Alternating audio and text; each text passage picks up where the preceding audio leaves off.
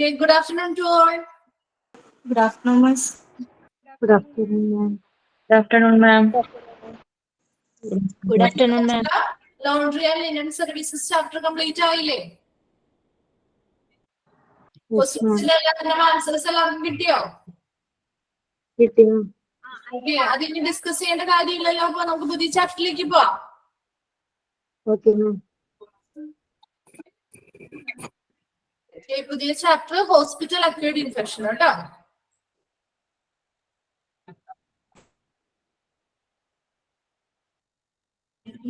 Hospital acquired infection. അപ്പൊ ഏതാണ് hospital acquired infection എന്ന് പറഞ്ഞാൽ എന്താ? നമ്മൾ എന്താന്ന് പറഞ്ഞത് കഴിഞ്ഞ ക്ലാസ്സിൽ ലോണ്ടറി ആൻഡ് ലിനനില് ഒരു പോയിന്റ് ഉണ്ടായിരുന്നു അല്ലെ, ഹോസ്പിറ്റൽ അക്വയർഡ് ഇൻഫെക്ഷൻ എന്ന് പറഞ്ഞിട്ട്. അപ്പൊ ഹോസ്പിറ്റൽ അക്വയർഡ് ഇൻഫെക്ഷൻ എന്നുള്ള ഒരു വേർഡ് കേൾക്കുമ്പോ നിങ്ങൾക്ക് എന്താ തോന്നുന്നത്? എങ്ങനെയാണ് ആ ഒരു ഇൻഫെക്ഷൻ വരുന്നത്? എങ്ങനെയായിരിക്കും ആ ഇൻഫെക്ഷൻ വരിക എന്ന് പറഞ്ഞു നോക്കി. ഹോസ്പിറ്റൽ അക്വയർഡ് ഇൻഫെക്ഷൻ എന്ന് പറയുമ്പോൾ എങ്ങനെയാണ്? ക്രോസ് കണ്ടാമിനേഷൻ ആണ്. അതോടൊപ്പം തന്നെ എങ്ങനെയാണ് ആ ഒരു ഹോസ്പിറ്റലിൽ നിന്നും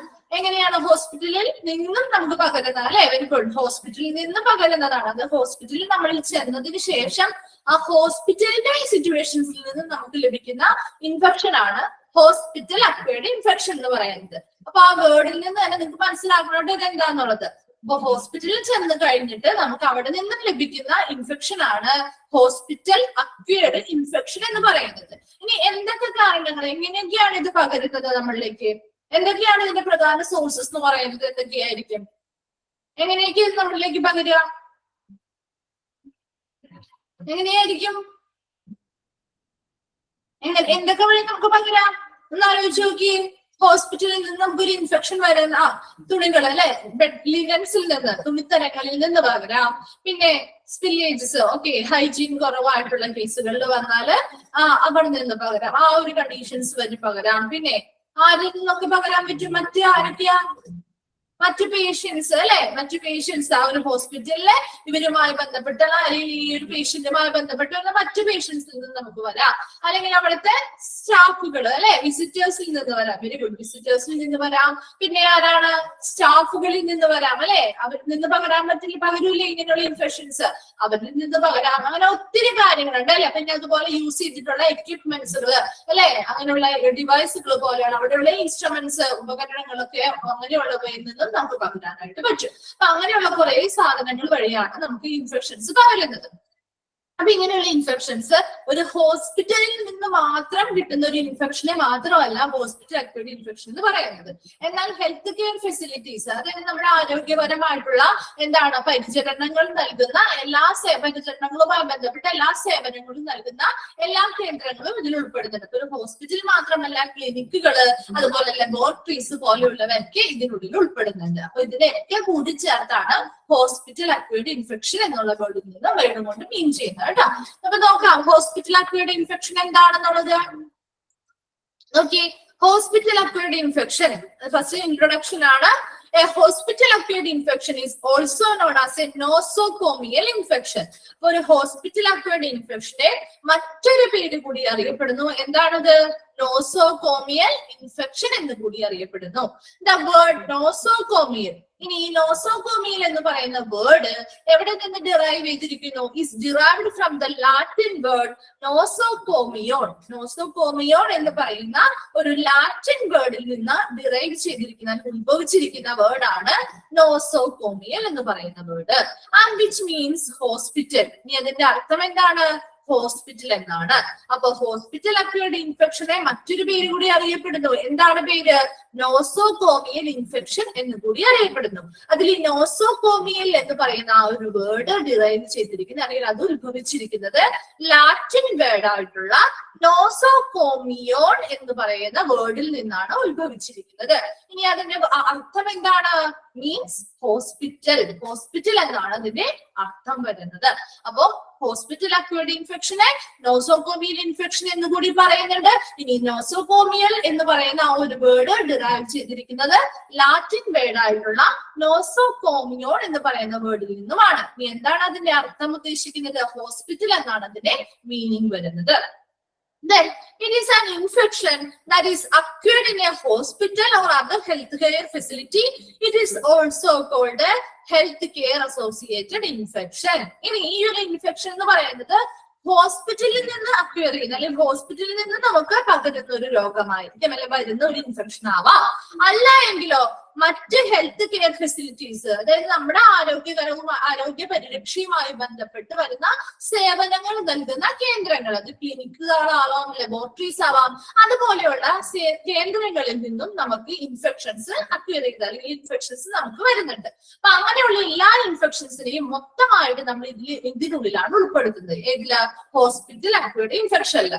അപ്പൊ ഈ ഒരു ഇൻഫെക്ഷൻസ് ഹോസ്പിറ്റലിൽ നിന്ന് വരുന്നതാവാം, അല്ലെങ്കിൽ മറ്റ് ഹെൽത്ത് കെയർ ഫെസിലിറ്റീസിൽ നിന്ന് വരുന്ന ഇൻഫെക്ഷൻസ് എല്ലാം കൂടി മറ്റൊരു പേരും കൂടി അറിയപ്പെടുന്നു, ഹെൽത്ത് കെയർ അസോസിയേറ്റഡ് ഇൻഫെക്ഷൻ. അപ്പൊ 3 പേരുകളാണ് ഹോസ്പിറ്റൽ അക്വയർഡ് ഇൻഫെക്ഷനും അല്ലെങ്കിൽ HAI-യുമായി ബന്ധപ്പെട്ട് വരുന്നത്. ഏതൊക്കെയാണ്? Hospital acquired infection, nosocomial infection and health care associated infection. ഇത് 3 സെയിം ആണ്, സിമിലർ ആണ് കേട്ടോ. അപ്പൊ ചിലപ്പോ ക്വസ്റ്റ്യൻസിൽ നോസോകോമിയൽ ഇൻഫെക്ഷൻ എന്നോ അല്ലെങ്കിൽ ഹോസ്പിറ്റൽ അക്വയർഡ് ഇൻഫെക്ഷൻ എന്നോ ആയിരിക്കില്ല ക്വസ്റ്റ്യൻ ചോദിക്കുക. അപ്പൊ ചിലപ്പോ എന്തായിരിക്കും? ഹെൽത്ത് കെയർ അസോസിയേറ്റഡ് ഇൻഫെക്ഷനുമായി ബന്ധപ്പെട്ടവ ഏതൊക്കെയാണ് അല്ലെങ്കിൽ എന്താണ് എന്നൊക്കെ ചോദിക്കുകയാണെങ്കിൽ എന്താണ്? അത് ഹോസ്പിറ്റൽ അക്വയർഡ് ഇൻഫെക്ഷൻ തന്നെയാണ് കേട്ടോ. അപ്പൊ അത് മാറിപ്പോകരുത്. 3 പേരുകളിൽ ഇത് അറിയപ്പെടുന്നു. ഹോസ്പിറ്റൽ അക്വയർഡ് ഇൻഫെക്ഷൻ അല്ലെങ്കിൽ HA എന്നറിയപ്പെടുന്നുണ്ട്. അത് തന്നെയാണ് നോസോകോമിയൽ ഇൻഫെക്ഷൻ എന്ന് ചോദിച്ചാലും അതേ സെയിം തന്നെയാണ് ഹെൽത്ത് കെയർ അസോസിയേറ്റഡ് ഇൻഫെക്ഷൻ എന്ന് ചോദിച്ചാലും. Okay, then such an infection may be acquired in hospital. ഈ ഹോസ്പിറ്റൽസിൽ അക്വയർ ചെയ്യുന്നതാവാം അല്ലെ, ഇൻഫെക്ഷൻസ് ഹോസ്പിറ്റലുകളിൽ നിന്ന് നമുക്ക് വരുന്നതാവാം. റീഹാബിലിറ്റേഷൻ സെന്റേഴ്സ് അല്ലെ, പുനരധിവാസ കേന്ദ്രങ്ങളിൽ നിന്ന് നമുക്ക് വരുന്നതാവാം. അല്ലെങ്കിലോ നഴ്സിംഗ് ഹോമുകളിൽ നിന്ന് നമുക്ക് ഇങ്ങനെയുള്ള ഇൻഫെക്ഷൻസ് ലഭ്യമാകും കിട്ടും. അതുപോലെ ഔട്ട് പേഷ്യന്റ് ക്ലിനിക്കുകള്, diagnostic laboratories or other clinical settings, മറ്റ് ക്ലിനിക്ക് പോലെയുള്ള സെറ്റിംഗ്സുകളിൽ നിന്നൊക്കെ നമുക്ക് ഇങ്ങനെയുള്ള ഇൻഫെക്ഷൻസ് വരുന്നുണ്ട്. അപ്പൊ എവിടെ നിന്നൊക്കെയാണ്? ഹോസ്പിറ്റലുകളിൽ നിന്ന് വരുന്നുണ്ട്, റീഹാബിലിറ്റേഷൻ സെന്റേഴ്സിൽ നിന്ന് വരുന്നുണ്ട്, നഴ്സിംഗ് ഹോമുകളിൽ നിന്ന്, ഔട്ട് പേഷ്യന്റ് ക്ലിനിക്കുകളിൽ നിന്ന്, ഡയഗ്നോസ്റ്റിക് ലബോറട്ടറികളിൽ നിന്ന് ഓർ അതർ ക്ലിനിക്കൽ സെറ്റിംഗ്സുകളിൽ നിന്ന്, ഇത്രയും സ്ഥലങ്ങളിൽ നിന്നും നമുക്ക് ഇൻഫെക്ഷൻസ് ലഭ്യമാകുന്നുണ്ട് അല്ലെങ്കിൽ നമുക്ക് ഇൻഫെക്ഷൻസ് വരുന്നുണ്ട്. അങ്ങനെയുള്ള ഇൻഫെക്ഷൻ എല്ലാം ഏതിനുള്ളിൽ തന്നെയാണ് കാറ്റഗറൈസ് ചെയ്തിരിക്കുന്നത്? ഹോസ്പിറ്റൽ അക്വയർഡ് ഇൻഫെക്ഷൻ അല്ലെങ്കിൽ ഹെൽത്ത് കെയർ അസോസിയേറ്റഡ് ഇൻഫെക്ഷനുള്ളിലാണ്. ഈ ഇങ്ങനെയുള്ള സാഹചര്യങ്ങളിൽ നിന്നൊക്കെ നമുക്ക് ഇൻഫെക്ഷൻ വന്നു കഴിഞ്ഞാൽ അത് ഹെൽത്ത് കെയർ അസോസിയേറ്റഡ് ഇൻഫെക്ഷൻ ആണ്. And the infection is spread to the affected patient in the clinical setting by many means. അല്ലെ, ഒരു ഇൻഫെക്ഷൻ ഒരു പേഷ്യന്റിലേക്ക് അല്ലെങ്കിൽ ഏതെങ്കിലും ഒരു വ്യക്തിയിലേക്ക് ഇങ്ങനെയുള്ള ക്ലിനിക്കൽ സെറ്റിംഗ്സിൽ നിന്നും ഒരു വ്യക്തി, ഒരു അഫക്റ്റഡ് ആയിട്ടുള്ള പേഴ്സൺ ആരാണോ ആ ഒരു ഇൻഫെക്ഷൻ വന്നിട്ടുള്ള ആള്, അവരിലേക്ക് ആ ഒരു ഇൻഫെക്ഷൻ സ്പ്രെഡ് ചെയ്യുന്നത് പല വഴികളിലൂടെ ആയിരിക്കും അല്ലെ. എല്ലാവർക്കും സെയിം ആയിരിക്കില്ല, ചിലർക്ക് പലർക്കും പല രീതിയിലൂടെ ആയിരിക്കും ആ ഒരു ഇൻഫെക്ഷൻ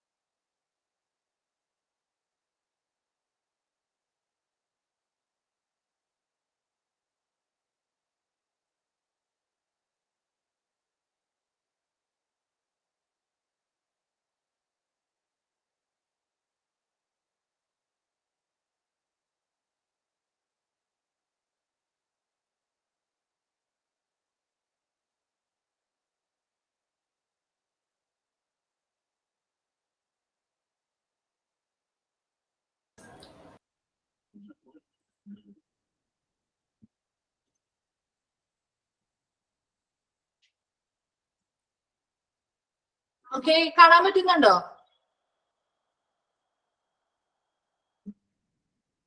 ഓക്കെ, നമുക്ക് കണ്ടിന്യൂ ചെയ്യാം. അപ്പൊ നമ്മൾ എവിടെ വരെ പറഞ്ഞു നിർത്തിയിരുന്നത്? Health care staff also spread infection അല്ലെ? ഹെൽത്ത് കെയർ സ്റ്റാഫുകൾ അല്ലെ, അവിടെ വർക്ക് ചെയ്യുന്ന ജീവനക്കാര് ഇൻഫെക്ഷൻസ് സ്പ്രെഡ് ചെയ്യുന്നുണ്ട്. ഇനി നെക്സ്റ്റ് നോക്കി, or in some cases then എന്താണ്? Besides infection, besides to contaminated equipment, എന്താണ്?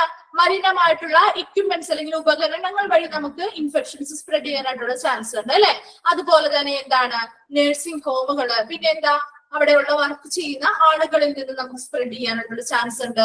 അതുപോലെ ബെഡ് ലിനൻസ്, നിങ്ങൾ പറഞ്ഞ പോലെ തന്നെ നമുക്ക് കഴിഞ്ഞ ക്ലാസ്സിൽ ഓൾറെഡി പഠിച്ച കാര്യമാണ് അല്ലെ? ലിനൻ ലോണ്ട്രി ആൻഡ് ലിനൻ സർവീസുകൾ. അപ്പൊ ആ ഒരു ഭാഗത്ത് നിന്ന് അല്ലെങ്കിൽ ലോണ്ട്രി നല്ല രീതിയിൽ പ്രോപ്പർ ആയിട്ടുള്ള പ്രോസസ്സിംഗ് വഴിയല്ല ചെയ്യുന്നതെങ്കിൽ ആ തുണിത്തരങ്ങൾ യൂസ് ചെയ്യുമ്പോൾ അതിൽ നിന്ന് നമുക്ക് ഇൻഫെക്ഷൻസ് വരാനായിട്ടുള്ള ചാൻസ് ഉണ്ട്. ദെൻ ഓർ എയർ ഡ്രോപ്ലെറ്റ്സ് എന്നാണ് കേട്ടോ, AU എന്നാണ് കിടക്കുന്നത്, അതൊന്ന് തിരുത്തിയേക്കാം. എയർ ഡ്രോപ്ലെറ്റ്സ് എന്നാക്കുക കേട്ടോ. അതായത് വായു കണികകൾ മൂലം, അവ മൂലവും നമുക്ക് ഇൻഫെക്ഷൻസ് വരാനായിട്ടുള്ള ചാൻസ് ഉണ്ട്. അപ്പൊ എന്തൊക്കെയായിരുന്നു പ്രധാനമായിട്ടും പറഞ്ഞത്? ഇൻഫെക്ഷൻസ് ആയിട്ടുള്ള അതിന് അവിടെ വർക്ക് ചെയ്യുന്ന സ്റ്റാഫുകൾ, അവരിൽ നിന്ന് ഇൻഫെക്ഷൻസ് പകരാനായിട്ടുള്ള ചാൻസ് ഉണ്ട്. അതുപോലെ തന്നെ എന്താണ്? കണ്ടാമിനേറ്റഡ് ആയിട്ടുള്ള എക്യുപ്മെന്റ്സ് അല്ലെ, മലിനമായിട്ടുള്ള ഉപകരണങ്ങൾ വഴി പകരാം. അല്ലാന്നുണ്ടെങ്കിലോ ബെഡ് ലിനൻസ്, അവിടെ വസ്ത്രങ്ങള്, ഉപയോഗിക്കുന്ന വസ്ത്രങ്ങള്, അതിൽ നിന്ന് പകരാം. എയർ ഡ്രോപ്ലെറ്റ്സ്, വായു കണികളിൽ നിന്നും നമുക്ക് ഇൻഫെക്ഷൻസ് വരാനായിട്ടുള്ള ചാൻസ് ഉണ്ട്. And it can also originate from the outsource environment അല്ലെ? ഇതെന്ത് ചെയ്യാം? ഒന്നില്ലെങ്കിൽ അതല്ലെങ്കിൽ ഔട്ട്സോഴ്സ് എൻവയോൺമെന്റ്, പുറമേയുള്ള ആ ഒരു അന്തരീക്ഷത്തിൽ നിന്ന് ഇത് ഒറിജിനേറ്റ് ചെയ്യാം ഈ infections. And another infected patient അല്ലെ, മറ്റൊരു ഇൻഫെക്റ്റഡ് ആയിട്ടുള്ള പേഷ്യന്റിൽ നിന്ന് നമ്മളിലേക്ക് പകരാനായിട്ടുള്ള ചാൻസ് ഉണ്ട്.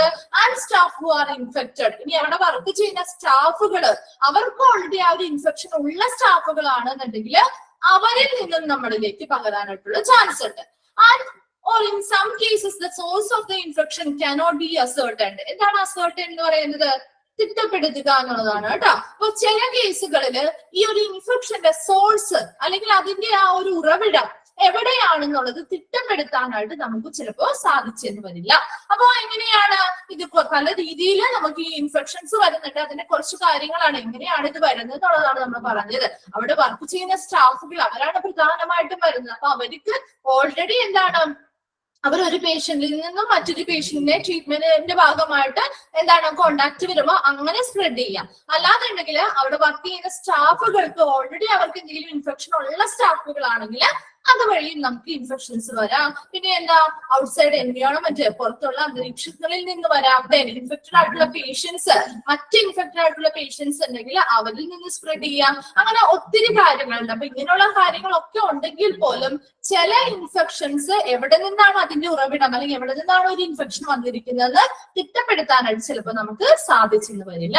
Then in certain cases, the microorganisms emerges from the patient's own skin, becoming opportunistic after surgery. എന്താണ് ഒരു ഓപ്പർച്യൂണിസ്റ്റിക് എന്ന് പറഞ്ഞാല്? എന്താണ് ഓപ്പർച്യൂണിസ്റ്റിക് എന്ന് പറഞ്ഞ മീനിങ്? എന്താ ഓപ്പർച്യൂണിസ്റ്റിക് എന്ന് പറഞ്ഞാല് എന്താണ് എന്ന് പറഞ്ഞു നോക്കി. സാധ്യത, അതുപോലെ അവസരവാദികൾ എന്നൊക്കെ ഉദ്ദേശിക്കുന്നത് കേട്ടോ. അപ്പൊ ഇവിടെ ചില മൈക്രോ ഓർഗാനിസംസ്, അതായത് ആ മൈക്രോ ഓർഗാനിസംസ് പേഷ്യൻസിന്റെ സ്വന്തം സ്കിന്നിലുള്ളവയായിരിക്കും. അപ്പൊ അങ്ങനെ സ്വന്തമായിട്ട് അവരുടെ സ്കിന്നിൽ തന്നെയുള്ള മൈക്രോ ഓർഗാനിസംസ് സർജറീസ് ഒക്കെ കഴിഞ്ഞ് കഴിയുമ്പോൾ അവരുടെ ആ ഒരു മൈക്രോ ഓർഗാനിസംസിന് നല്ല സ്യൂട്ടബിൾ ആയിട്ടുള്ള എൻവയോൺമെന്റ് കിട്ടുകയാണെങ്കിൽ അവരെന്ത് ചെയ്യും? അവർ അവസരവാദികളാവുകയും അവരെന്ത് ചെയ്യും? അവരുടെ ആ ഒരു കഴിവ് പുറത്തെടുക്കുകയും ചെയ്യും. അപ്പൊ അങ്ങനെ മൈക്രോ ഓർഗാനിസംസ് അവരുടെ ആ ഒരു കഴിവ് പുറത്തെടുക്കുക എന്ന് പറഞ്ഞാൽ എന്താ?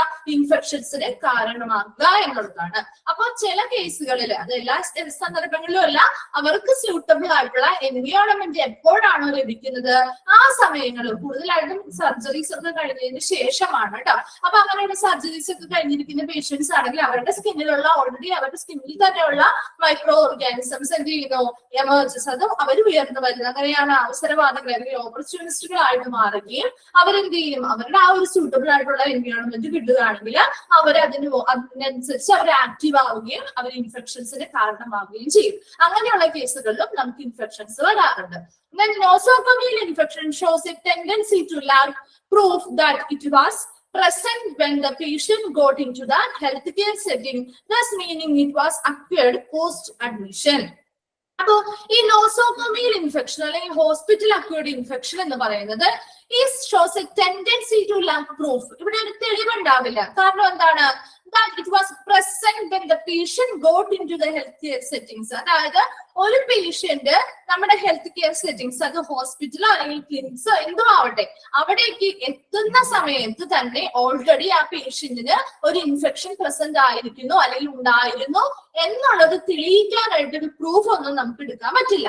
അതുകൊണ്ട് തന്നെ എപ്പോഴും അത് എന്തിലേക്ക് കാറ്റഗറൈസ് ചെയ്യപ്പെടാറുണ്ട്, meaning it was acquired post admission. അതായത് പോസ്റ്റ് അഡ്മിഷൻ എന്ന് പറയുന്നത് അഡ്മിഷന് ശേഷം വന്നതായിട്ടുള്ള ഒരു ഇൻഫെക്ഷൻ അല്ലെങ്കിൽ അവർക്ക് ലഭിച്ചതായിട്ടുള്ള ഇൻഫെക്ഷൻ ആയിട്ട് അത് കാറ്റഗറൈസ് ചെയ്യപ്പെടാറുണ്ട്. നമുക്ക് തെളിയിക്കാനായിട്ട് ഒരു തെളിവൊന്നുമില്ല. കാരണം എന്താ, അവർ വരുന്ന സമയത്തെ ഓൾറെഡി അവർക്ക് ഒരു ഇൻഫെക്ഷൻ ഉണ്ടായിരുന്നു, ആ ഇൻഫെക്ഷൻ ഉണ്ടായിരുന്നു എന്നുള്ള കാര്യം തെളിയിക്കാനായിട്ട് ഇതൊരു ലാക്ക് പ്രൂഫ് ആണ്. തെളിയിക്കാനായിട്ട് സാധിക്കാത്തത് കൊണ്ട് തന്നെ അതെപ്പോഴും എന്തിലോട്ടാണ് കാറ്റഗറൈസ് ചെയ്യപ്പെടാറ്, നോസോകോമിയൽ ഇൻഫെക്ഷൻ അല്ലെങ്കിൽ അഡ്മിഷന് ശേഷം വന്ന ഇൻഫെക്ഷൻ ആയിട്ടാണ് കണക്കാക്കാറ്. അപ്പൊ എന്തൊക്കെയാണ് ഇൻട്രൊഡക്ഷനിൽ പ്രധാനമായിട്ടും പറഞ്ഞ വേഗം നമുക്ക് ചർച്ച ചെയ്യാം, ഡിസ്കസ് ചെയ്യാം കേട്ടോ. അപ്പൊ എന്തൊക്കെയാണ് ഹോസ്പിറ്റൽ അക്വേർഡ് ഇൻഫെക്ഷനെ മറ്റു പേരുകൾ എന്തൊക്കെയാണ്, നോസോകോമിയൽ ഇൻഫെക്ഷൻ എന്ന് കൂടി അറിയപ്പെടുന്നു. അതുപോലെ തന്നെ ഹെൽത്ത് കെയർ അസോസിയേറ്റഡ് ഇൻഫെക്ഷൻ എന്ന് കൂടി അറിയപ്പെടുന്നു. ഓക്കെ, ആ 3 പേരുകൾ കിട്ടിയല്ലോ. ഇനി നോസോകോമിയൽ എന്ന് പറയുന്ന ആ വേർഡ് ഡിറൈവ് ചെയ്തിരിക്കുന്നത് എന്തിൽ നിന്നാണ്, ലാറ്റിൻ നൗൺ ആയിട്ട് അല്ലെങ്കിൽ ലാറ്റിൻ വേർഡ് ആയിട്ടുള്ള നോസോകോമിയോൺ എന്ന് പറയുന്ന വേർഡിൽ നിന്നാണ് നോസോകോമിയൽ എന്ന് പറയുന്ന വേർഡ് ഡിറൈവ് ചെയ്തിരിക്കുന്നത്. ഇനി അതിന്റെ മീനിങ് എന്താ, ഹോസ്പിറ്റൽ എന്നാണ് അതിന്റെ മീനിങ്. ഇത്രയും ക്ലിയർ ആയോ? ഇനി ഇൻഫെക്ഷൻസ് എങ്ങനെയൊക്കെ വരാമെന്ന് പറഞ്ഞേ, ഹോസ്പിറ്റലുകളിൽ നിന്ന് ലഭിക്കാം, ഹെൽത്ത് റീഹാബിലിറ്റേഷൻ സെന്റേഴ്സിൽ നിന്ന് ലഭിക്കാം, നഴ്സിംഗ് ഹോമുകളിൽ നിന്ന് ലഭിക്കാം, ഔട്ട് പേഷ്യന്റ് ക്ലിനിക്കുകൾ, ഡയഗ്നോസ്റ്റിക് ലബോറട്ടറീസ്, അതുപോലെ മറ്റ് ക്ലിനിക്കൽ സെറ്റിംഗ്സുകളിൽ നിന്നൊക്കെ ലഭിക്കുന്നതായിട്ടുള്ള ഇൻഫെക്ഷനെ ഈ ഒരു ഹോസ്പിറ്റൽ അക്വേർഡ് ഇൻഫെക്ഷനുള്ളിൽ ഉൾപ്പെടുത്താം.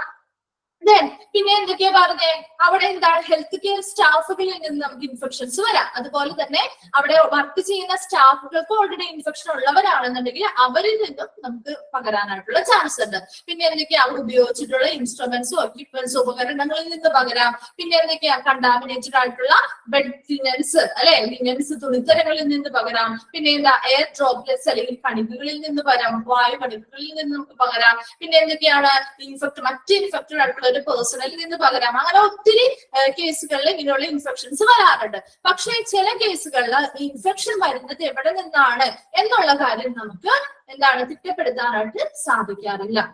എന്താ പറഞ്ഞത്, നെക്സ്റ്റ് പറഞ്ഞത് എന്താ, നമ്മുടെ ബോഡിയിൽ തന്നെ, അതായത് ആ പേഷ്യന്റിന്റെ ബോഡിയിൽ തന്നെയുള്ള സ്കിന്നിലുള്ള മൈക്രോ ഓർഗാനിസംസ് സർജറി ഒക്കെ ചെയ്തതിനു ശേഷം അവർക്ക് എന്തെങ്കിലും നല്ല സ്യൂട്ടബിൾ ആയിട്ടുള്ള ഒരു എൻവയോൺമെന്റ് അല്ലെങ്കിൽ ഒരു അവസരം കിട്ടുകയാണെന്നുണ്ടെങ്കിൽ അവർ എന്ത് ചെയ്യും, ഓപ്പർച്യൂണിസ്റ്റിക് ആവും അല്ലെ, അവസരവാദികളാവുകയും അവരവരുടെ ആ ഒരു കഴിവുകൾ പുറത്തെടുത്തുകൊണ്ട് ഇൻഫെക്ഷൻസ് ഒക്കെ ഉണ്ടാക്കാനായിട്ടുള്ള ചാൻസുകൾ ഉണ്ട്. അങ്ങനെയും ഇൻഫെക്ഷൻസ് വരാറുണ്ട്. പിന്നെ ഈ ഒരു നോസോകോമിയൽ ഇൻഫെക്ഷൻസ് എന്ന് പറയുന്നത്, ഇപ്പൊ ഒരു പേഷ്യന്റ് ഹോസ്പിറ്റലിൽ അഡ്മിറ്റ് ആവാൻ വരുന്ന സമയത്ത് തന്നെ അവർക്ക് ഒരു ഇങ്ങനെയുള്ള ഇൻഫെക്ഷൻ ഉണ്ടായിരുന്നു എന്നുണ്ടെങ്കിലും നമുക്ക് അതിനെ പ്രൂവ് ചെയ്യാനായിട്ട്, അതായത് അവർ വന്ന സമയത്ത് തന്നെ അവർക്ക് അങ്ങനെ ഒരു ഇൻഫെക്ഷൻ ഉണ്ടായിരുന്നു എന്നുള്ളത് പ്രൂവ് ചെയ്യാനായിട്ട് ലാബ് പ്രൂഫ് ആയിട്ടുള്ളത് കൊണ്ട് തന്നെ നമ്മൾ എന്ത് ചെയ്യും, ഇത് എങ്ങനെ കാറ്റഗറൈസ് ചെയ്യപ്പെടും, അല്ല ഇത് എന്തിലേക്ക് കണക്കാക്കപ്പെടും, ഹോസ്പിറ്റലിൽ വന്ന അഡ്മിഷന് ശേഷം വന്ന ഒരു രോഗമായിട്ട് തന്നെ അല്ലെങ്കിൽ ഇൻഫെക്ഷൻ ആയിട്ട് തന്നെ ഇതിനെ കണക്കാക്കപ്പെടുന്നു. അപ്പൊ ഇൻട്രൊഡക്ഷൻ ക്ലിയർ ആയോ? ഓക്കെ, നെക്സ്റ്റ് നോക്കിയോ, what are the symptoms of nosocomial infection. ഈ നോസോകോമിയൽ ഇൻഫെക്ഷൻസിന്റെ സിംറ്റംസ് പറയുന്നുണ്ട്, അതുപോലെ കോമൺ ടൈപ്സ് ഓഫ് പറയുന്നുണ്ട്. ദെൻ ഇൻഫെക്ഷൻ മസ്റ്റ് അറൈസ്, എങ്ങനെയൊക്കെയാണ് for HA hospital acquired infections arise ചെയ്യുന്നത്. നോസോകോമിയൽ അല്ല കേട്ടോ, നോസോകോമിയൽ ആണ്, എന്നാണ് കേട്ടോ. ഓക്കെ, നെക്സ്റ്റ് നോക്കി ഫോർ എ HAI എന്താണ് HAI? ഹോസ്പിറ്റൽ അക്വയർഡ് ഇൻഫെക്ഷൻ അല്ലെ. For a HAI the infection must arrives. ഇനി എങ്ങനെയൊക്കെയാണ് ഇൻഫെക്ഷൻസ് വരുന്നതിന്റെ പ്രധാനമായിട്ട് ഒരു 3 പോയിന്റ്സ് പറയുന്നുണ്ട്. അപ്പൊ അങ്ങനെയുള്ള സിറ്റുവേഷൻസിലാണ് പ്രധാനമായിട്ടും ഹോസ്പിറ്റൽ അക്വയർഡ് ഇൻഫെക്ഷൻ ആണ് നമുക്ക് പറയാൻ പറ്റുന്നത്. ഫസ്റ്റ് വൺ നോക്കിയേ, up to 48 hours after hospital admission. ഹോസ്പിറ്റലില് അഡ്മിഷൻ എടുത്തു കഴിഞ്ഞാൽ ഹോസ്പിറ്റലില് ചികിത്സ തേടി അവിടെ അഡ്മിറ്റ് ആയി കഴിഞ്ഞ് ഒരു 48 മണിക്കൂർ വരെ. എത്രയാണ് 48 മണിക്കൂർ എന്ന് പറഞ്ഞാൽ എത്ര ദിവസമാണ്? 48 മണിക്കൂർ എന്ന് പറഞ്ഞാൽ എത്ര ദിവസം? 2 days ആണ് അല്ലെ. അപ്പൊ ഹോസ്പിറ്റലിൽ അഡ്മിറ്റ് ആയി കഴിഞ്ഞ് 2 ദിവസം അല്ലെങ്കിൽ 48 മണിക്കൂർ വരെ അതിനുള്ളിൽ ഇൻഫെക്ഷൻസ് അല്ലെങ്കിൽ ഇതിനുള്ള സിംറ്റംസ് കാണിക്കുകയാണെങ്കിൽ അത് ഇൻഫെക്ഷൻ ആയിട്ട് പറയാം. നമുക്ക് ഹോസ്പിറ്റൽ അക്വയർഡ് ഇൻഫെക്ഷൻ ആയിട്ട് പറയാം. കിട്ടിയോ? രണ്ടാമത്തെ കാര്യം up to 3 days after discharge. ഇനി ഹോസ്പിറ്റലിലെ ട്രീറ്റ്മെന്റ് കഴിഞ്ഞ് അവരെ ഡിസ്ചാർജ് ചെയ്ത് വീട്ടിലേക്ക് പോയി എന്ന് വിചാരിക്കാം. അങ്ങനെ വീട്ടിലേക്ക് പോയി കഴിഞ്ഞാൽ ഡിസ്ചാർജ് ചെയ്ത് തൊട്ടടുത്ത 3 ദിവസങ്ങൾ വരെ അതിനുള്ളിൽ എന്തെങ്കിലും ഇൻഫെക്ഷൻസോ അല്ലെങ്കിൽ സിംറ്റംസോ ഒക്കെ കാണിക്കുകയാണെന്നുണ്ടെങ്കിൽ അതിനെയും നമുക്ക് ഹോസ്പിറ്റൽ അക്വയർഡ് ഇൻഫെക്ഷൻ ആയിട്ട് പറയാം. Then third one നോക്കിയേ, in a healthcare facility when someone was admitted അല്ലെ. ഏതെങ്കിലും ഒരു ഹെൽത്ത് കെയർ ഫെസിലിറ്റി എന്തുമായിക്കോട്ടെ, ക്ലിനിക്സോ റീഹാബിലിറ്റേഷൻ സെന്റേഴ്സോ അല്ലെങ്കിൽ ഹോസ്പിറ്റലോ ഏതുമായിക്കോട്ടെ, അവിടെ ഒരാള് അഡ്മിറ്റ് ചെയ്തു. അതായത് for reasons expect for the infection. Infection എന്ന കാരണത്താലല്ല, മറ്റ് ഇൻഫെക്ഷൻ ഒഴികെ മറ്റെന്തെങ്കിലും ഒരു കാരണത്താല് ഒരു ഹെൽത്ത് കെയർ ഫെസിലിറ്റിയിൽ ആരെങ്കിലും ഒരാൾ അഡ്മിറ്റ് ആയി കഴിഞ്ഞാൽ അവർക്ക് എന്തെങ്കിലും രോഗങ്ങൾ ഉണ്ടാവുകയാണെങ്കിൽ, ഇൻഫെക്ഷൻസ് ഉണ്ടാവുകയാണെങ്കിൽ അതും ഹോസ്പിറ്റൽ അക്വയർഡ് ഇൻഫെക്ഷൻസിൽ വരാം. അപ്പൊ എന്തൊക്കെയാണ് ഹോസ്പിറ്റൽ അക്വയർഡ് ഇൻഫെക്ഷൻസ്? പ്രധാനമായിട്ടും വരുന്ന സിറ്റുവേഷൻസ് എന്തൊക്കെയാണ് നോക്കി.